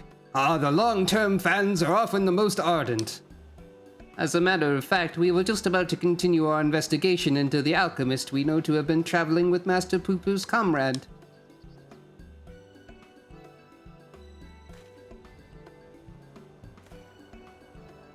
I mean, that is to say, I am merely following in the inspector's wake. You needn't be so modest, my dear Inspector Branderhild. It is wrong of me to comport myself as an equal to you all in any respect, for I am but a copy, and a flawed one at that. Stuff and nonsense. Clone or not, self-deprecation is unbecoming in a Vanderbilt man. Exactly, the things you can do are amazing. Oh, I don't know about that. 'Twas you who saved Sucro from certain doom, was it not? While not quite as alacritous as mine, your rapid reasoning is nevertheless quite effective. 'Tis kind of you to accept me, rough edges and all. I only hope my meager contributions are of some small assistance. Nod. Nod. It ain't too modest by half. I'd say his mental faculties far surpass those of the original. That's enough chin-wagging amongst ourselves, I think. Let us spread out and learn what the locals know of this adventurous apothecary.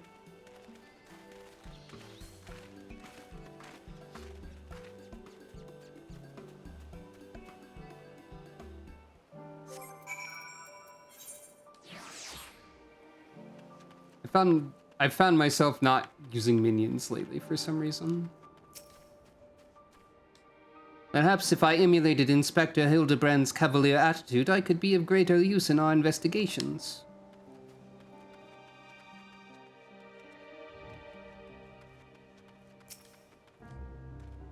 Inspector Branderhild is possessed of a brilliant mind. If he were willing to work for the Thavnarian truth, I'd employ him in a heartbeat. Hey, what do you know about things that aren't fish? Do I know any apothecaries? In Razatan? Of course, more than I can count. I've not heard tell of anyone peddling such goods in the heart of the Empire, though. Seems like a terrible idea to me, with civil war raging and the world almost ending. The situation's improved in recent days, but even so, the Radiant Host still has to provide security for cargo shipments. A lone merchant trading there alone? Impossible.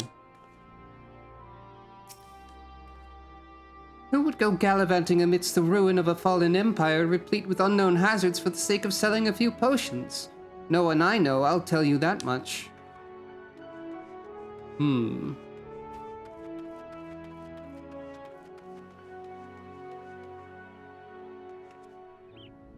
Foiled by doors. Sort of. I know of many merchants who travel abroad to ply their wares, but none who have business in Garlemald. You'd have to be mad or desperate indeed to consider setting up shop in that troubled land. I mean, word is we've signed some kind of trade agreement with the Garleans, but it's still not the kind of place where one simply wanders in and opens a street stall. Sorry, I wish I could help you, but I think I'd remember if someone mentioned a trading venture in Garlemald. That's fair.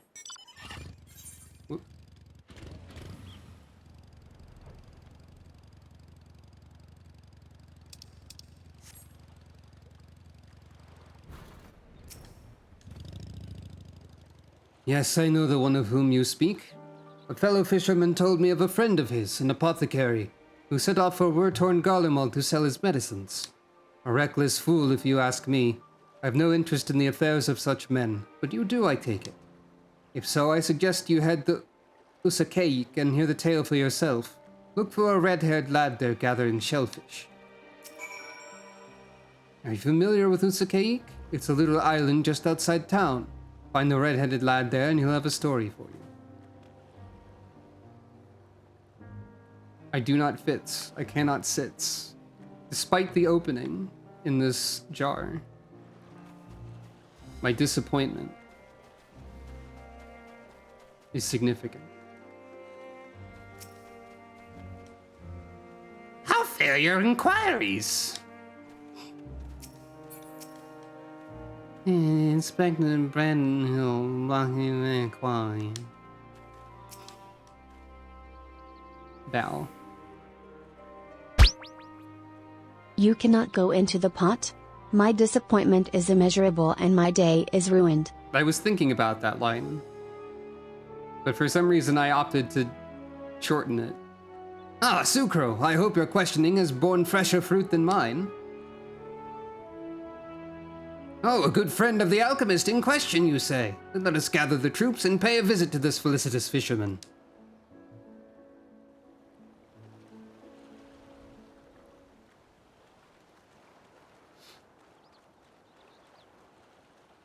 Quite the party we have here.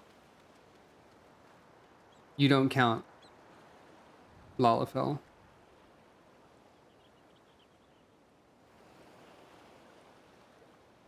The story of my apothecary friend? Oh, you must mean Baharasaf. Well, I was near enough to calling it a day anyway, so here's what I can tell you. Baharasaf comes from a very poor family, and growing up never had much in the way of money or possessions. I suppose those experiences are what led to his lifelong obsession with gaining wealth. After trying his hand at a succession of trades, he decided alchemy would earn him the most gil, but his stock never sold as well as he'd hoped. So when he heard about the internal strife in Garlemald, he saw it as a golden opportunity. Surely the middle of a war was the best place to sell medicines? Or like the best place for near-death experiences. He soon gave up on his Garlemald venture. But while one would have expected him to return lamenting his ill fortune, Baharasaf was practically euphoric when I saw him again. A god's given blessing he'd found in the snowfields had given him much cause to celebrate. Baharasaf is one of the people who Googles Final Fantasy XIV how to make gil, and then tries to do omni crafting but doesn't enjoy it. He said he'd learned how to create gold.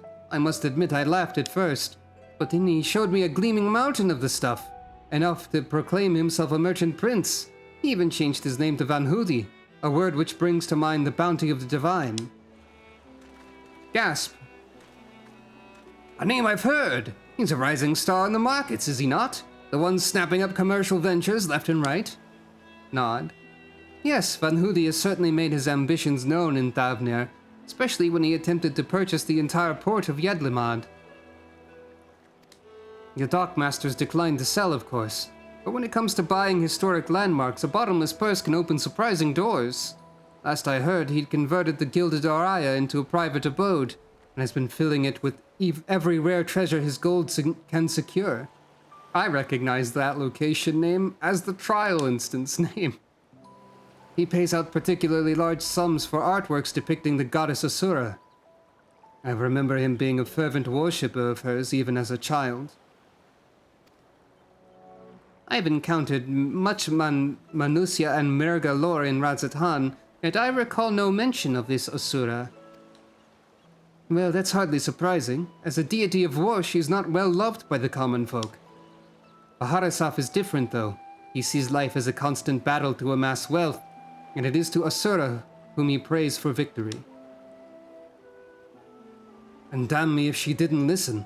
That once poor boy became merchant royalty, a man far too rich and important now to afford more than a fleeting moment for simple fishermen, even those who were once dear friends.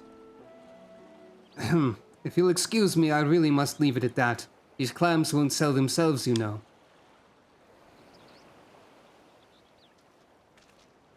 I see. How about that, eh? Our sought-after apothecary and the upstart merchant prince were one and the same. Might we assume the blessing he stumbled upon in Garlemald was a certain alien craft in its occupant? Sorry to intrude, but aren't you the hero who helped us when folk were turning into beasts? Some nasty-looking creature just showed up outside town. One of our guards went to confront it, but I don't like her odds against that thing. That sounds like a case for Inspector Hildibrand. Come, friends, let us investigate forthwith.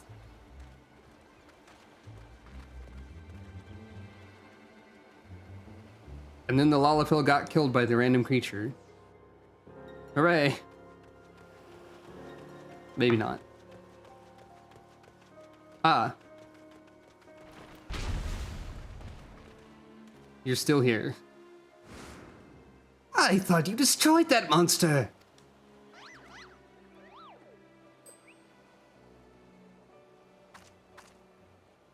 I have the situation under control, citizens. This individual bears a strong resemblance to a known fugitive, so I thought it prudent to investigate. Regrettably, he's proven less than forthcoming with answers. How many times must we teach you the same lesson, shiny skull man? Okay. They had to fit that in there somewhere. Suprailu guy. Listen, what are you on about? Ah, this is a clone. That's kind of what I was thinking. Ah, cease this babbling and get out of my way. Lord Vanuti's orders are to cause trouble at the port, and I'm running behind schedule. Vanhuti? The merchant who tried to buy Yedlimad? So he put you up to this. Curses, how did you manage to deduce our dastardly plan? You just blurted it... You blurted it out. Silence! No one who learns of our scheme can be suffered to live. Prepare to be squashed, meddlesome worms. Oh. Godbert's here. You could probably arrest him for that, yeah.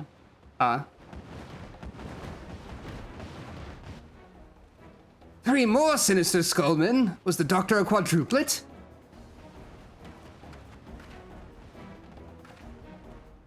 Ah, you're here. Hello.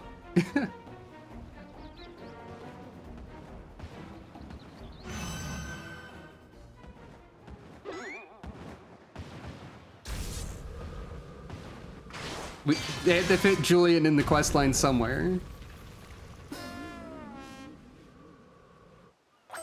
Mother?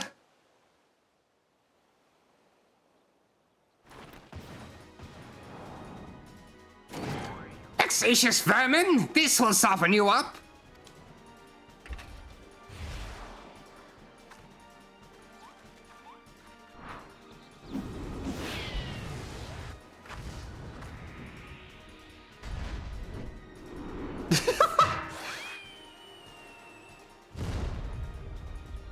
Another sports. Ah, a lucky hit! This is also kind of a Toad voice a little bit.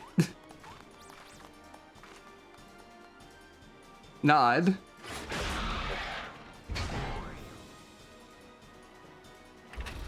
Oh wait, no, this is some base. I was thinking tennis for some reason, but no, this is baseball. Oh no! Sucro's not very good at baseball, apparently. Not as much. Swing batter batter, swing batter batter, swing. And then Hildibrand exploded. Now she just leaves.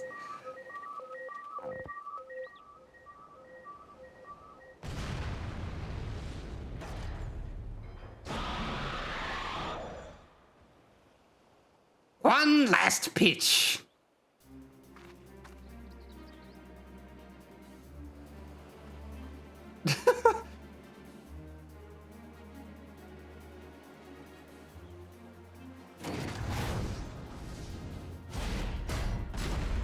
That's not how baseball works.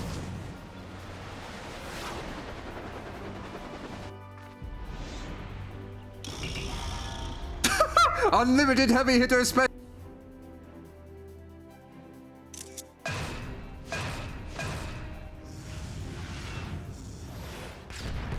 I hit every wrong, But that was my fastball! I hit every wrong button on my keyboard trying to screenshot that. I want you to know.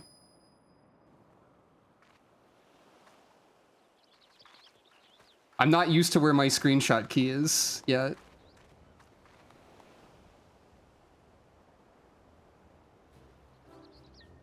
That included a microphone mute, but I think I undid it.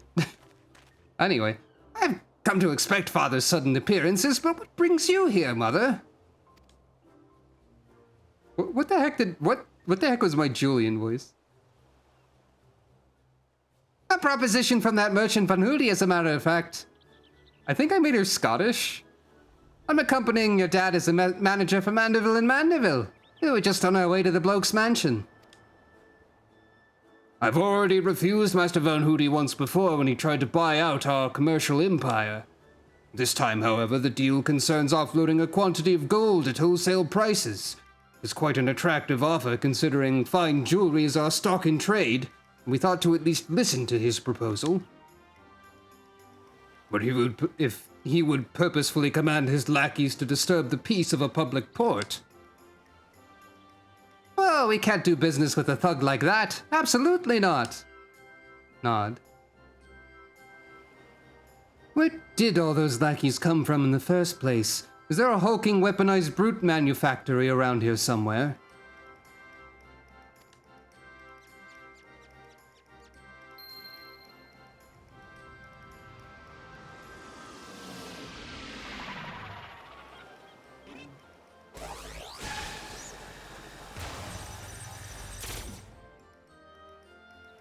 As I suspected, my ship's vaporization beam is configured to expunge only replicated matter.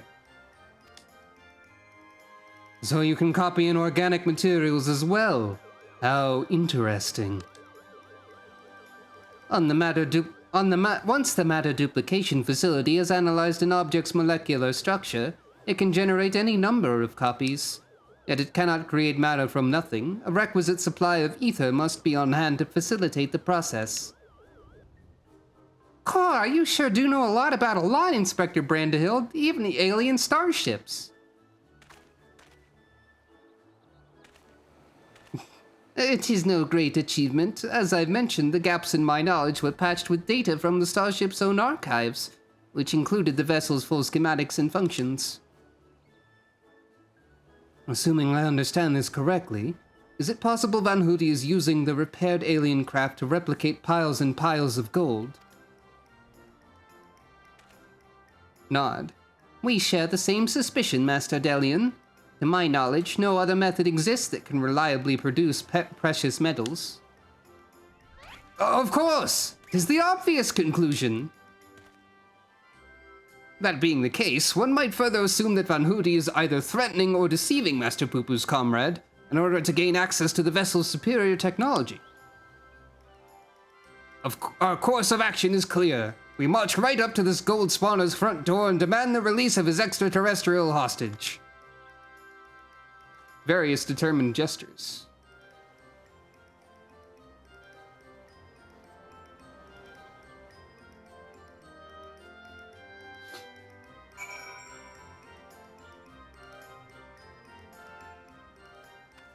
Everyone is arranged here as if there's about to be a dungeon with them as the team. The Inspector's mother is as monstrously strong as the Manderville men, except that doesn't make any sense.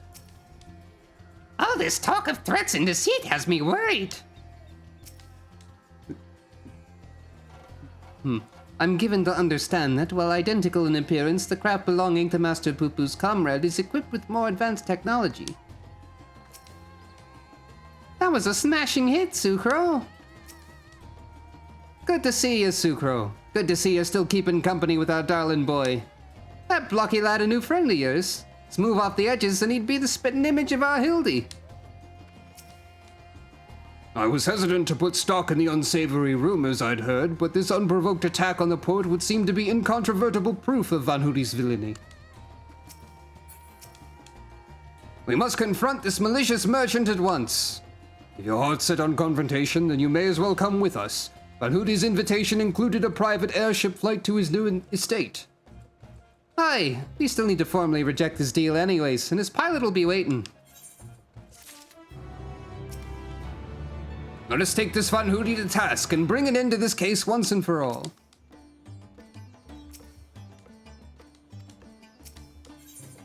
Gentleman to heart. This is a short one. This is already, I mean, there's a trial, but this is already the end of the quest line, which I know because I recognize the quest name and there's a gift. Shall we be on our way? To meet Van Hootie's pilot atop the rise just south of Kadyaya's footsteps.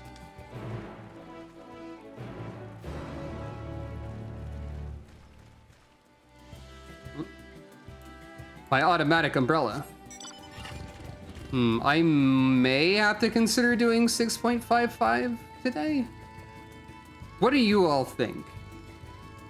Let's have a group opinion on whether or not I should also do the main story.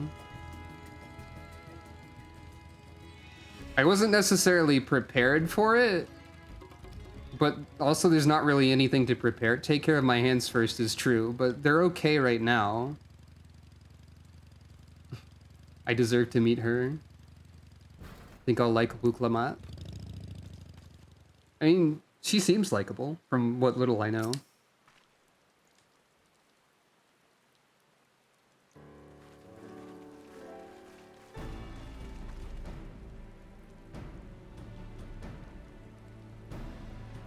I'll see how my hands are after the trial, I think.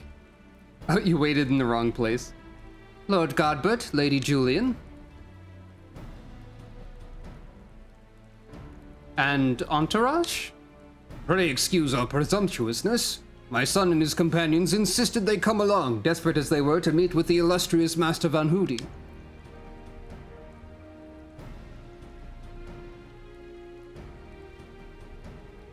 I see. One moment, if you please.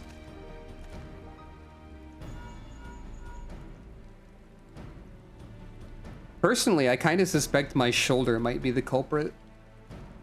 But yeah. Oh, right, there's a different instance.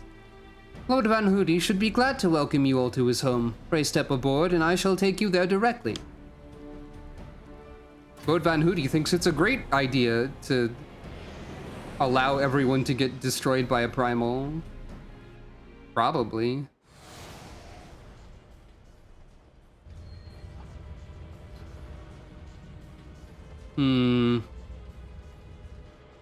That's part of one of the towers, isn't it? Yeah, it is. Welcome, honored guests, to my humble abode. I trust the view is to your liking. Since you traveled all the way from distant Ul'dah, a pleasant backdrop to our talks was the least I could provide.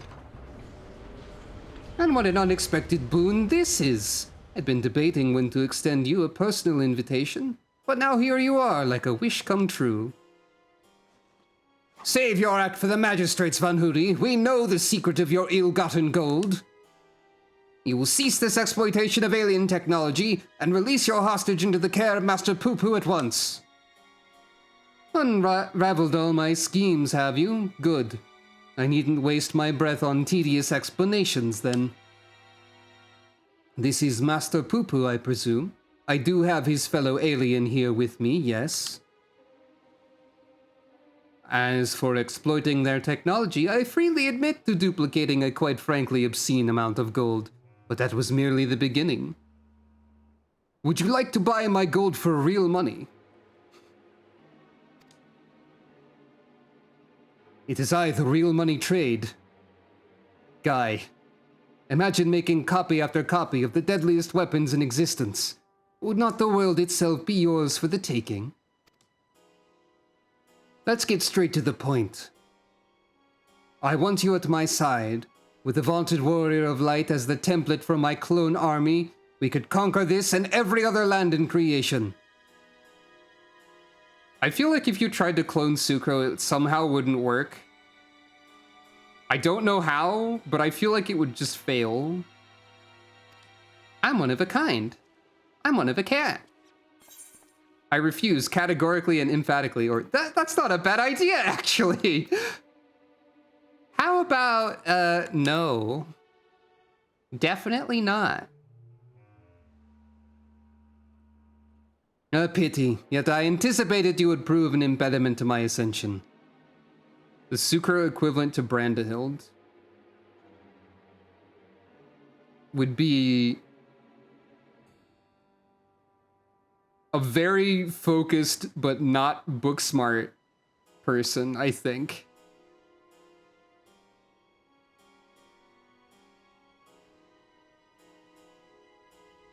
Whatever that means.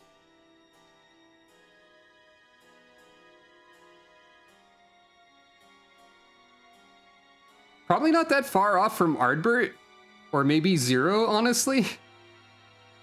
One of those two, some combination thereof. Probably somewhat similar to them, or some aspects of them, is what comes to mind. Yes, it seems the time has come to test Lugai's ritual of manifestation. Ah, here we go again. Mo was prepared long in advance of your coming. That this tower holds not only mundane treasures, but also caches of crystals. As for the requisite congregation of worshippers, well, I had but to clone myself. After all, who is more devoted to my cause and my goddess than me?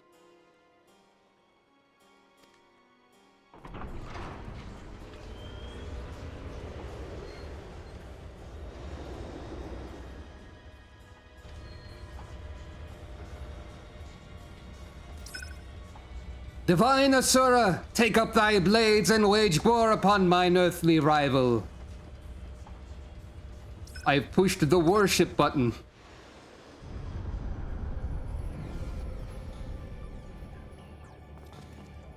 The God button.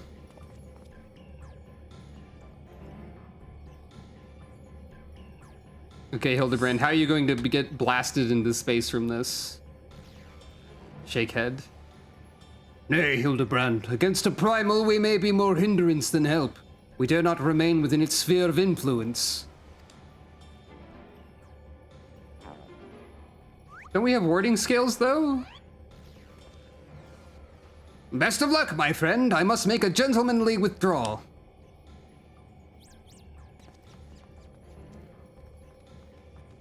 We don't have any on hand, I guess. And we couldn't have anticipated a primal, really. Probably.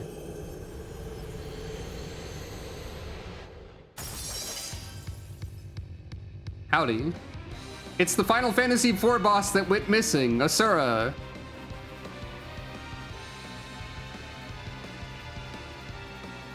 Tempered Hildibrand would be easy to knock out, but impossible to kill.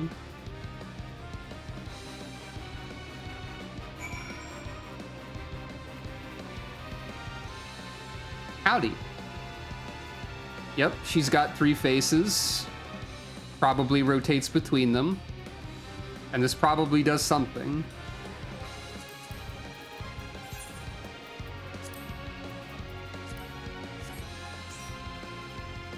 Also, yeah, Final Fantasy IV boss theme makes sense. I don't know if this boss has its own unique theme.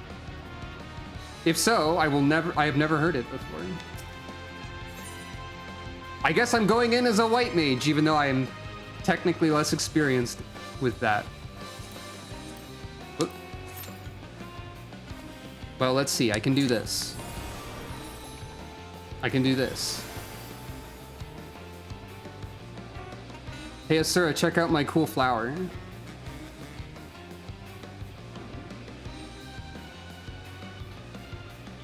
I'd be surprised if you could temper Godbert, honestly. Like, I understand that the primal's influence, etc., but I feel like it would just not work on Godbert anyway, somehow.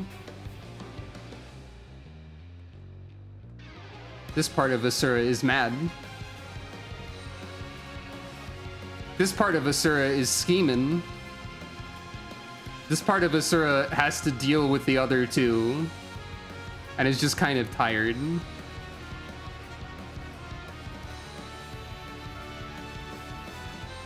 The weather is currently fair skies. Wait, we do? I forgot about that. Oh, my reversed confirm cancel buttons will in fact matter for the placement of Asylum.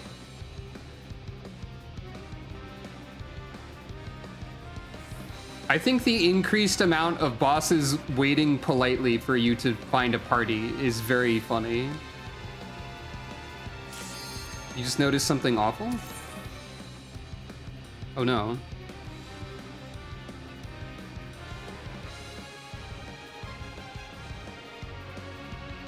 Final form of the relic spear doesn't touch the ground in the idle oh no. That's terrible.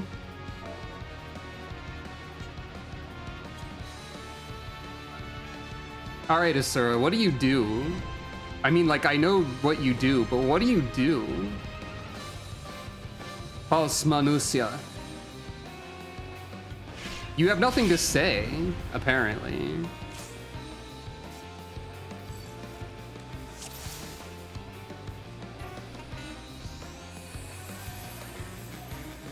Alright. I am Asura, and on battle I thrive. I spoke too soon. You have a lot to You say. the courage and strength to face me. I don't know. Let's find out.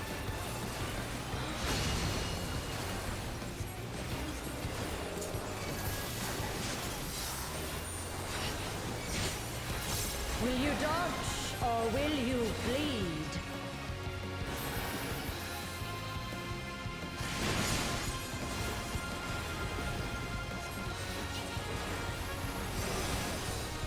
The frail shall fall.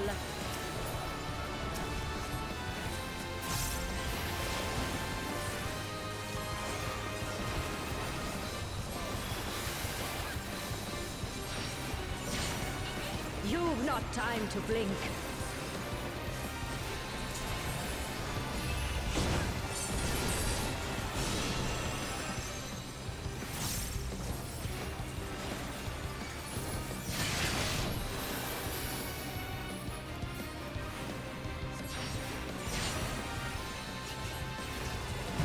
Tremble before the might of the minutiae.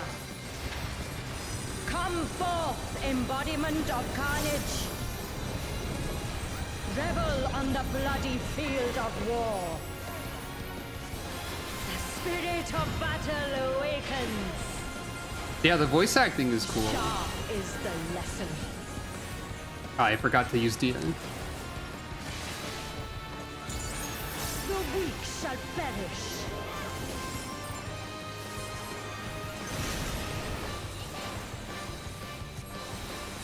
Hear the gleaming edge.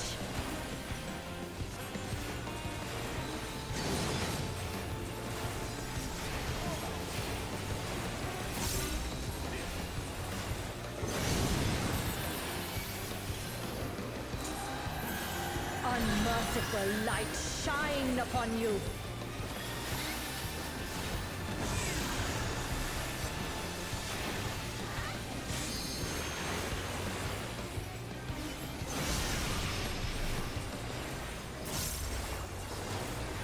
Oh, we have a scholar who used the speed buff. I'm very appreciative of that. Behold the six-fold blade. Ah.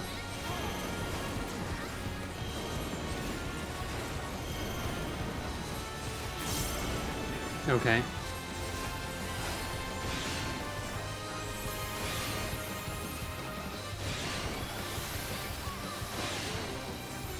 I don't agree with that. Wrong button.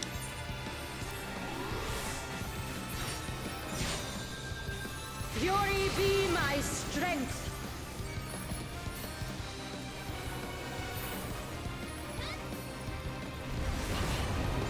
I will scatter your bones.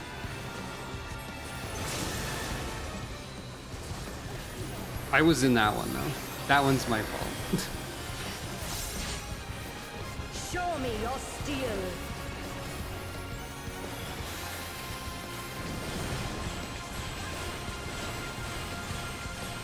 This is cool. Move.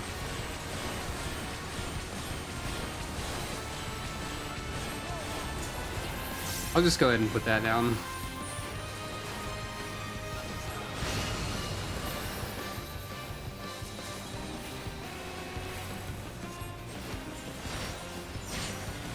The spirit of battle awakens.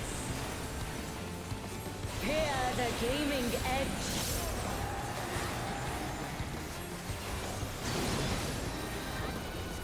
Show me your steel.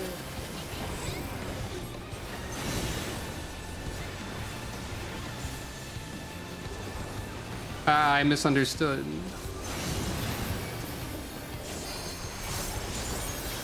Sharp is the lesson.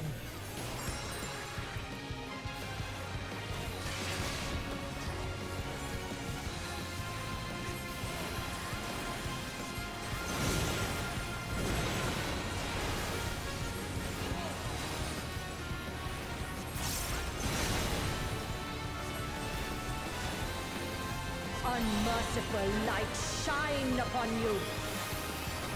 This is a cool fight, except for that one snapshot, I think.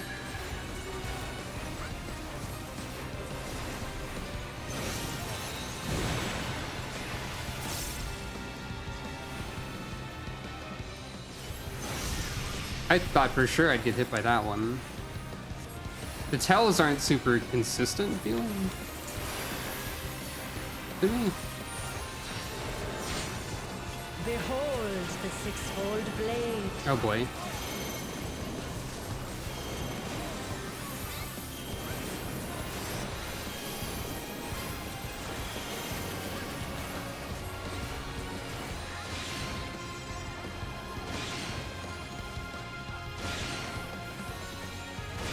What? I guess you have to run in a very tight circle? No, but then you'd still be in there. The face of battle is ever changing. I don't agree. Joyful is your downfall.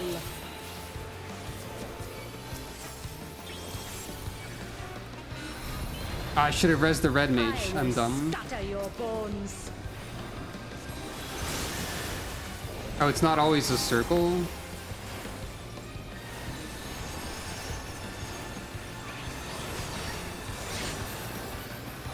I sort of assumed it would be a circle because otherwise Or will you it would just be a nightmare.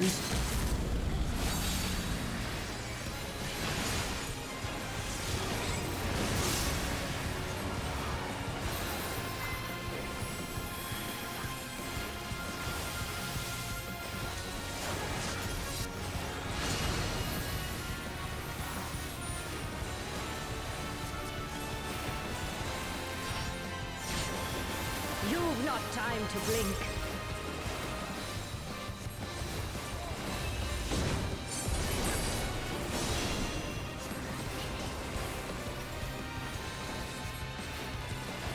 Show me your steel.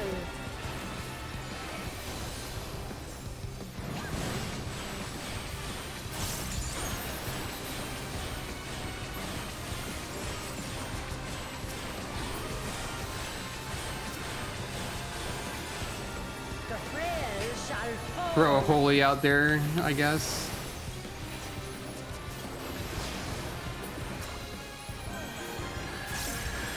For not being used to a white mage, I'm doing fine. So. The spirit of battle awakens. I did not do that res. I tried to, but I noticed that the person was already resurrected Upon you. by the other healer. Show me your steel. I'm just gonna try and stick around where everyone else is, I guess. I guess you're probably supposed to look over there to see what that's doing. Hear the gleaming edge. That attack, what it's doing, I mean.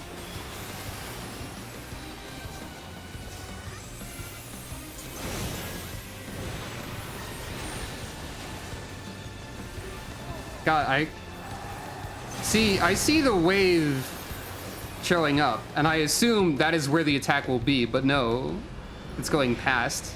I get confused.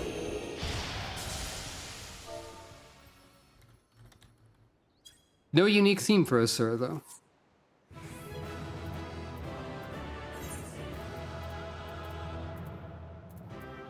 Well.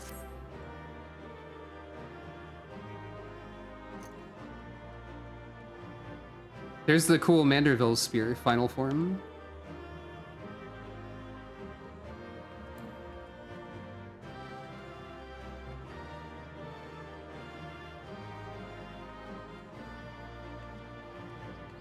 It does just barely not touch the ground. It is probably due to your character's height, if I had to guess.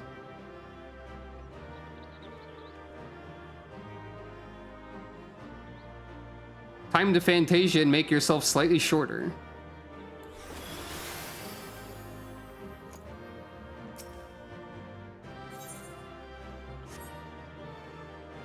Yeah, it's probably projecting like a small force field or something.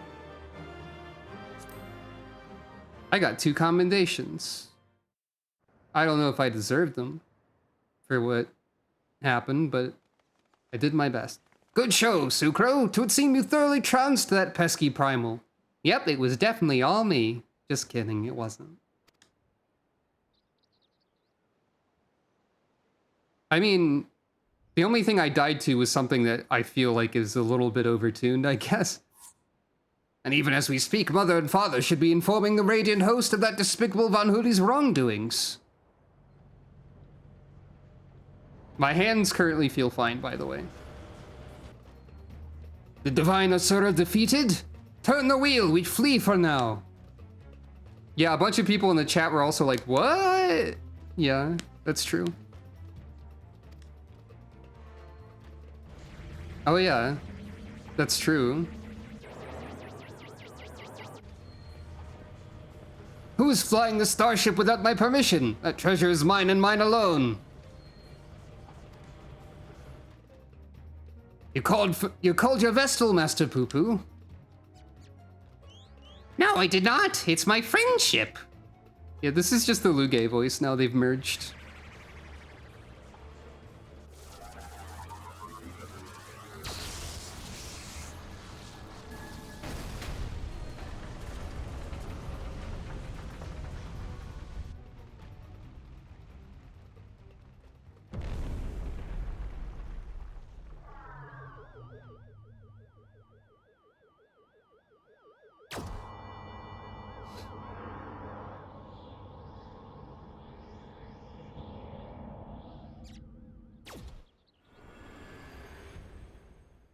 Very dramatic camera angle for that. At last, the moment of sweet reunion is at hand. I am so relieved to see you safe. Likewise, my friend. But why did you open fire on the airship? Didn't that man help you after your crash? He did at first. He pulled me from the wreckage and saw to it that my vessel was repaired. So in return, I replicated whatever trinket he desired and taught him the basics of starship technology. But that resolved to be a terrible error in judgment. When I was infected by one of the star's unique pathogens, he took advantage of my weakened state. He seized my ship, flew me out to the jungle, and left me there to die. Slowly, agonizingly, I was able to synthesize a cure for my affliction, and then I came back to reclaim my property. This experience has led me to conclude that the dominant sentient life forms here are dull-witted, cruel, and entirely unsuited to peaceful cohabitation. We must launch a full-scale invasion. It is the only way to guarantee our survival. No, they're not all like that. These ones have been nothing but kind to me.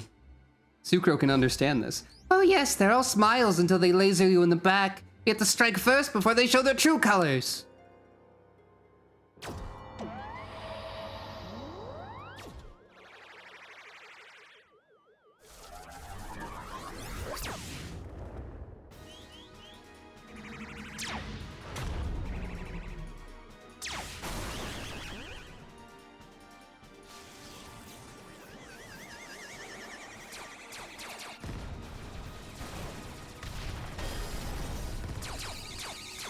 Oh dear.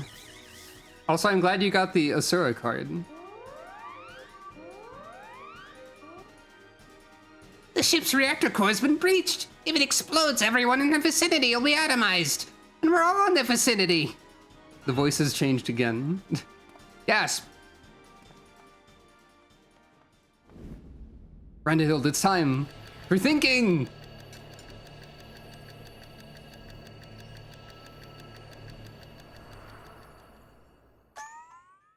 Oh no. Think, damn it, think! If I'm to stop the explosion, I need to traverse the considerable distance to the starship, but I can conceive of no logical solution. Sometimes logic is not the answer.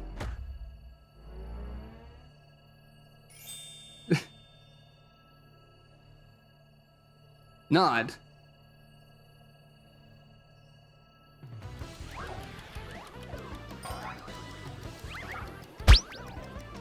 They're doing ID. They are thinking twice. Hildibrand had a cartoon exclamation point.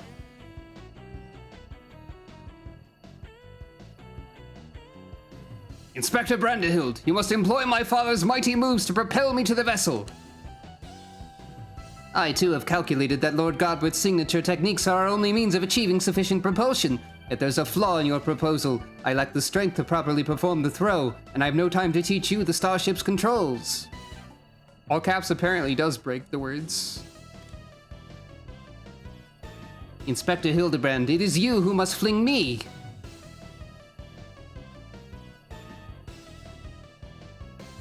Nod.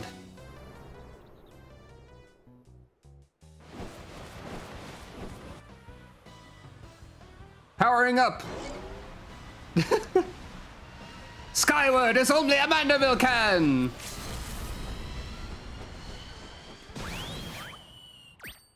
That's the wrong way. I think. Yeah. Hildibrand. I, lost my grip.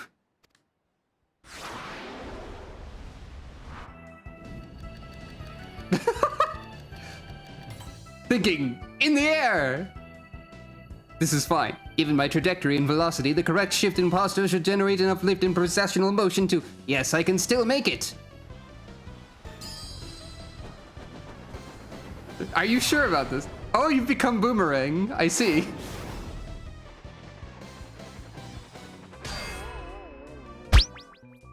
Behold, the Hilda Boomerang. Sucro just nods.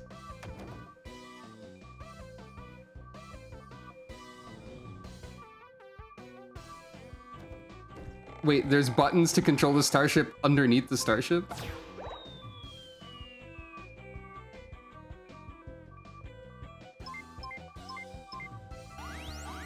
Uh-oh.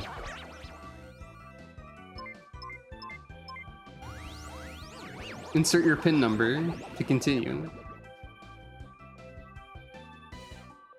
Tis too late. The reactor is going critical. There's only one way to save the day. Their callback to the buttons on the missile, the first part of the Hildibrand adventures.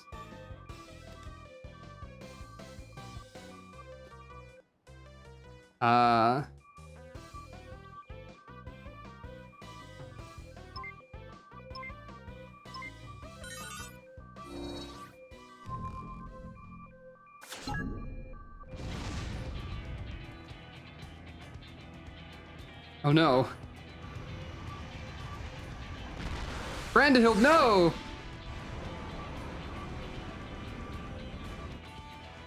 Inspector Brandahild! Our brief time together was more than any defective clone could ask for. Be well, my friends. Well, I mean, he is still Hildibrand. He's not gonna die forever. He's just gonna land somewhere, right? Maybe? Or am I being too hopeful?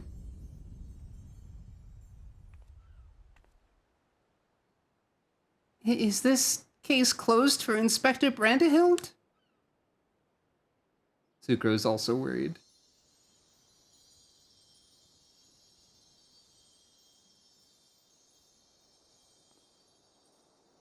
Oh no. Nay, my loyal assistant, as a chip off the old gentleman, our dear Brandahild has surely survived to tell the tale.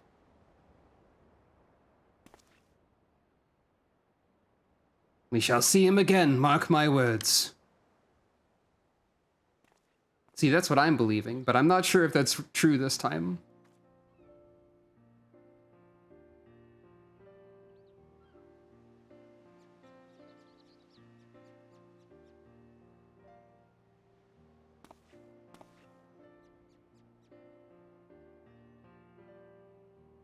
You rescued me, even though I tried to incinerate you with high-intensity plasma blasts.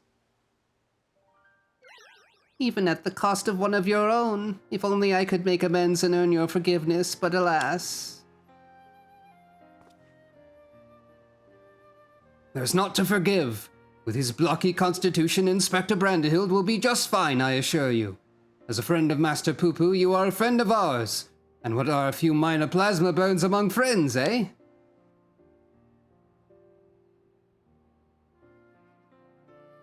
Our home planet. It was lost to the phenomenon you call the final days. Voice changed again. We survived only because we were away exploring the cosmos at the time. So there wasn't even a full-scale invasion that could have happened. Our explorations, which had heretofore served no purpose but curiosity, This voice is alright. shifted to a search for a safe haven. We visited countless stars, but all had succumbed to the same insidious ruin as our own. Growing desperate, we decided to settle on any suitable refuge we could find, whether it was populated or not. If the native beings were hospitable, we would live peacefully alongside them. If not, we were prepared to claim a new home by force. So it was that I arrived at your miraculous planet. Lulled by the apparent absence of metaphysical chaos, I blundered into a mundane war zone where I was promptly shot out of the sky. The rest you already know. Having fallen behind during our search, I hurried here when my communications received no answer. That was when I met you, Inspector Hildibrand. Yeah, this voice is easier. Those touched by the despair of the final days are reduced to beasts. Given our savage willingness to invade your star, it would seem that in a sense, we fell prey to that despair after all. Fortunately, my encounter with you generous people brought me to my senses, an outcome for which I am profoundly grateful.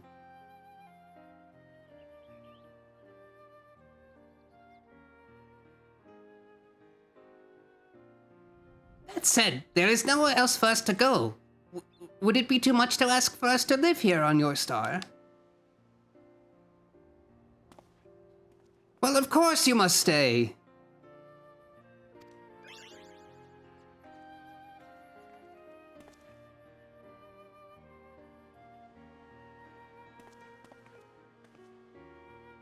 And I suspect you'll be wishing to repair your damaged vessel.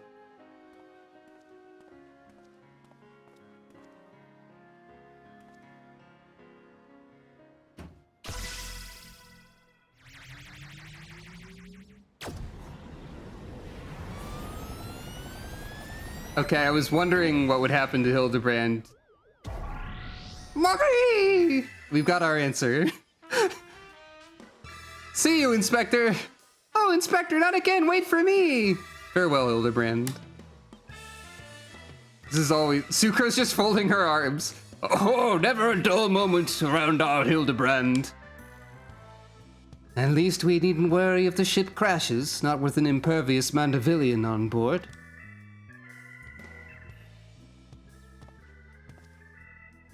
Ah, funny you should mention that. Upon reviewing the Mandeville family tree, it was made clear that a lord without heirs of his own passed the name to an adopted child several generations ago.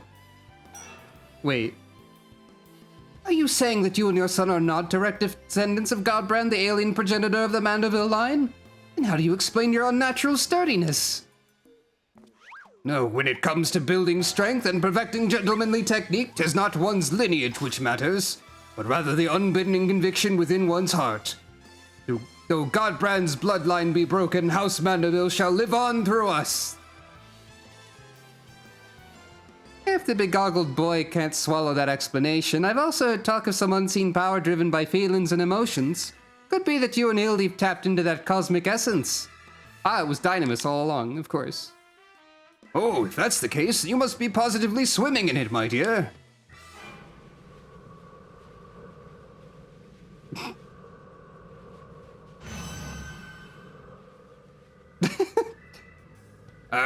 Everything appears to be under control here, so let us return to the city, shall we?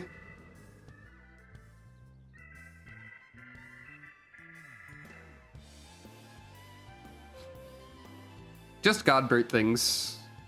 And Hildibrand things and Julian things. Well, at least he's got tea, somehow. Ah, once more do I find myself hurtling at superlative speed towards an unknown destination. Hold on. Whoop. That was not the right button again. It's this one. This is a non-spoilery thumbnail, I think. Kind of. Another day, another thrilling case for Hildibrand, agent of inquiry, inspector extraordinaire. He's doing the sitting pose, basically, that Brandahild was doing. Well, Delian, what do you think about all that, then?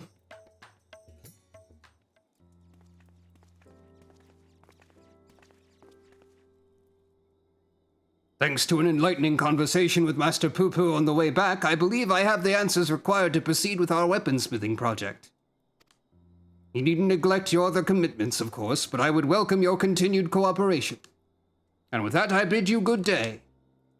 Thank you all for looking out for our beloved son. I'm sure him and the blocky lad will be back for more cases before you know it.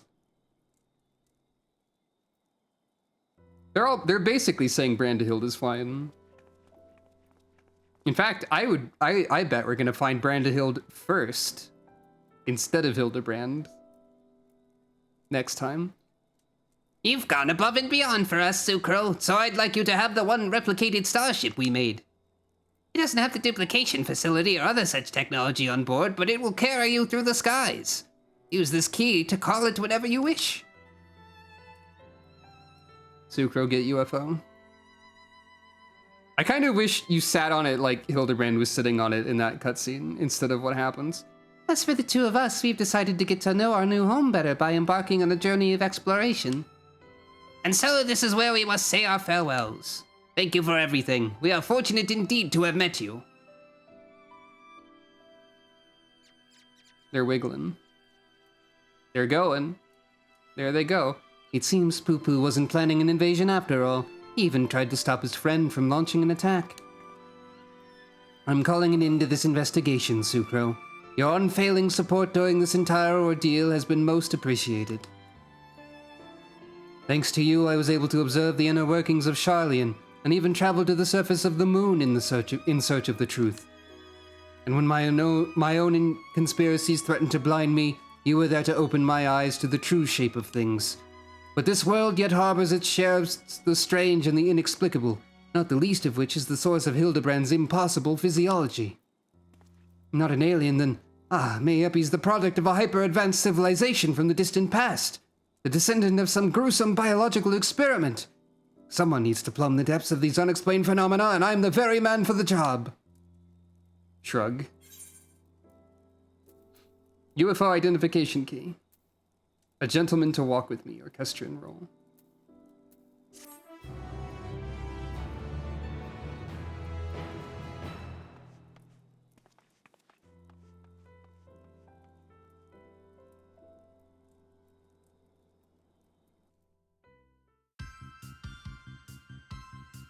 I am not sure.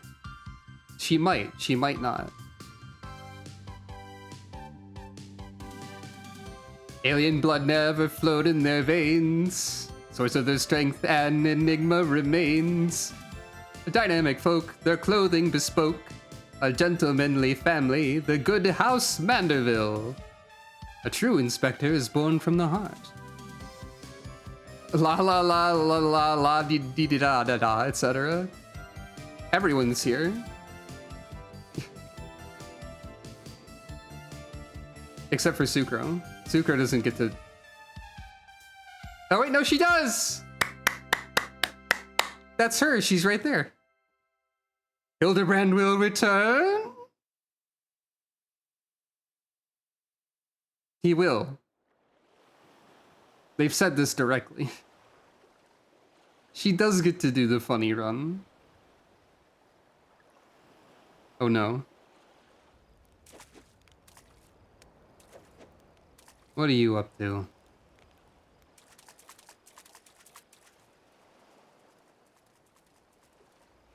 The Lalafil is training.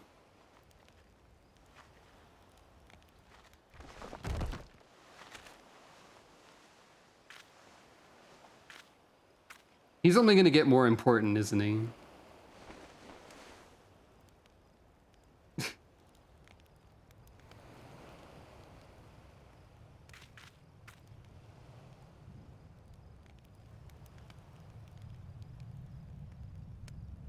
Or he's about to die. Unfortunately, no. Excitable youth is secretly from Solution 9. That would be something.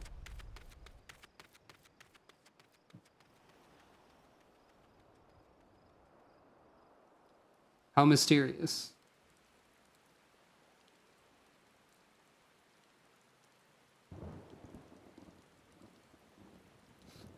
The mystery isn't over yet. This is a very dramatically shot scene.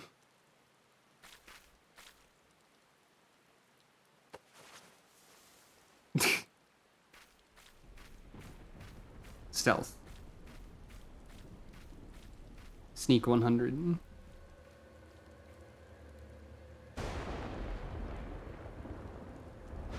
That's Brandahild, alright.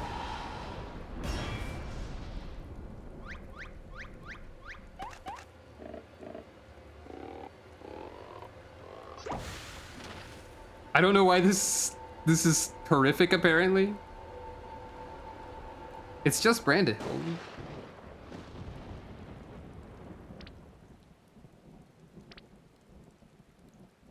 He's fine.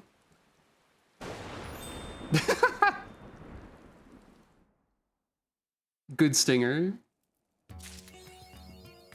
Identified flying gentleman.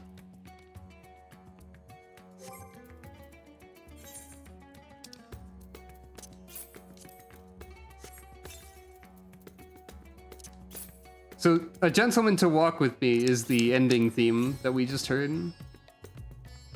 Pretty sure.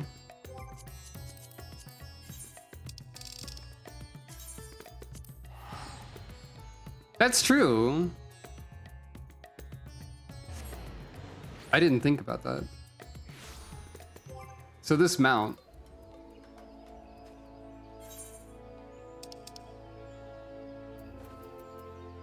While appearing to be identical to Poo-Poo's starship, this replica lacks certain functionalities such as the matter duplication facility, which in light of recent events is probably for the best. It is also unable to shrink you to a size to fit in the cockpit, meaning you do not so much ride as you are dangled around in its tractor beam. The Truth receives a large number of reports from readers claiming to have observed unidentified flying objects. So, yep. This happens. Seems very uncomfortable. Truthfully. Oh, there's some random person here to witness that happening. That's probably fun. So, it's been kind of close to 3 hours, and my hands do not bother, but I feel like I should be careful anyway.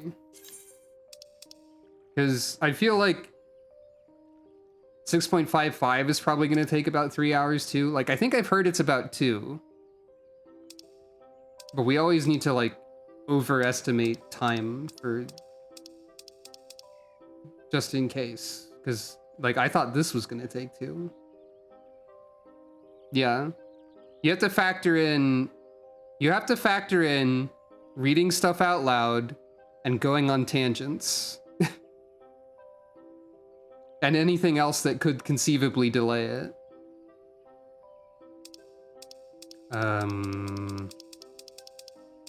Others? No. Quests? Probably quests, right? Yep. That's it.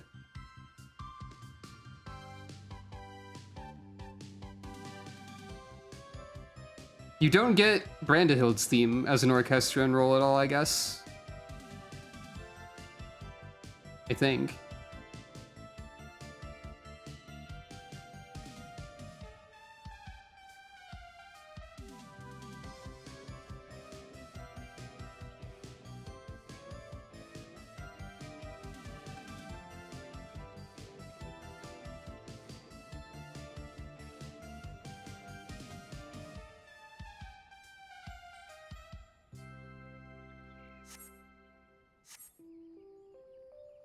Well, yeah, I think it's gonna be...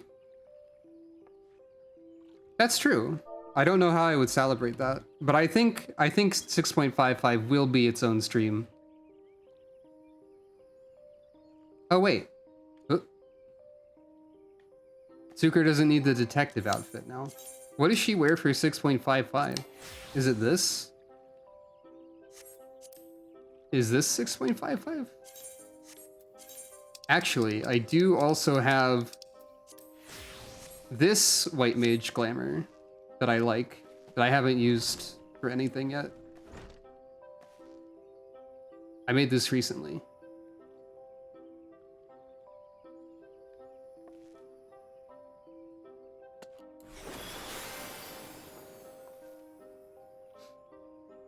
I am not going to claim anything will be my 7.0 glamour for a number of reasons, such as 2 die channels, HD Sucro, and possible job change. But yeah, I think this outfit's neat. I think I mentioned before trying to have an outfit with like Fire Emblem Troubadour vibes. And this kind of has that again, actually. I'll use this outfit for 6.55.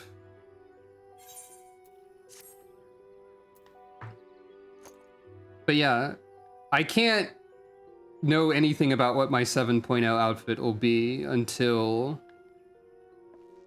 7.0 happens. And you'd better believe like that the first things I do upon the release of 7.0 will be trying to figure out an outfit. And the first things I stream will be trying the new jobs. So when 7.0 does happen, we'll have a bit of time where I'm not doing the main story yet. And I'll have to try and avoid spoilers. But also, we'll have a bit of time where I might end up doing the job quest lines before some viewers have. So it'll be an interesting time. We don't have an exact release date yet, so I can't even say if I'll stream on release day or not. So anyway, I mean, not that I have a schedule anymore that is limited to Monday, Wednesday, Friday. I never mentioned that, but there it is. I just changed my schedule to several days a week, hopefully at 7 to 8, and have a note about how I can't promise consistent streaming. But you all understand, I think, and I'm thankful for that. There very well may also be technical barriers, that's true. I do still remember Raubon Extreme from Stormblood release day. I was there when Raubon did not work. But yeah, I will leave 6.55 to next time in order to better take care of myself. I say possibly before playing something else for a billion hours on my own time, but at least it'll be something that hurts my hand less, theoretically. Though I think my hands were okay. I think like this default Xbox controller is probably fine, and also like my my strategic use of pillows helped, probably. When people were talking about Raubon EX, you thought you had to fight him? You only had to fight him in a metaphorical sense, not literal. But yeah, thank you all for watching. This has been Endwalker Hildibrand. Hopefully I will be able to stream again and catch up this week. And after that, I have a number of things that I'm considering. I want to do Fire Emblem Echoes soon, but I haven't even tried to get that working, and I can only hope that it emulates well. I mean, I could also break out my 2DS capture, probably. Technically, I could. I think. I don't know if I have the program. I have the access key for the program. I want to do that. I kind of want to stream Guild Wars 1 a bit if I keep playing it. Or maybe even City of Heroes if I try playing that again. I don't know how much of those I would be streaming. But streaming the entirety of Guild Wars 1 would be absurd, probably. And so would the Guild Wars 2 streaming plan that I had at some point. But hey, I've streamed one entire MMO. I can stream another entire MMO or two if I want. I can do anything. Chaos, etc. But yeah, I think Fire Emblem Echoes is probably the main thing that I'm thinking about. And Guild Wars 1 at the moment. But, you know, we'll figure it out when we get there. And when I see what's up with my hands and all that. All that said, thank you very much for watching. If you are interested in various links, they're at the usual place of borealrobin.cardwith2rs.co. Maybe I should just put that on the ending screen so I don't have to say it every time, because it feels weird to advertise myself. And, yeah, following and subscribing, still helpful, etc., etc., etc., etc., etc., etc., etc. Also tell other people that my stream is cool, thanks. All right. Hope you have a good rest of your day or night. I will see you whenever the next stream happens to be. Good night, everyone.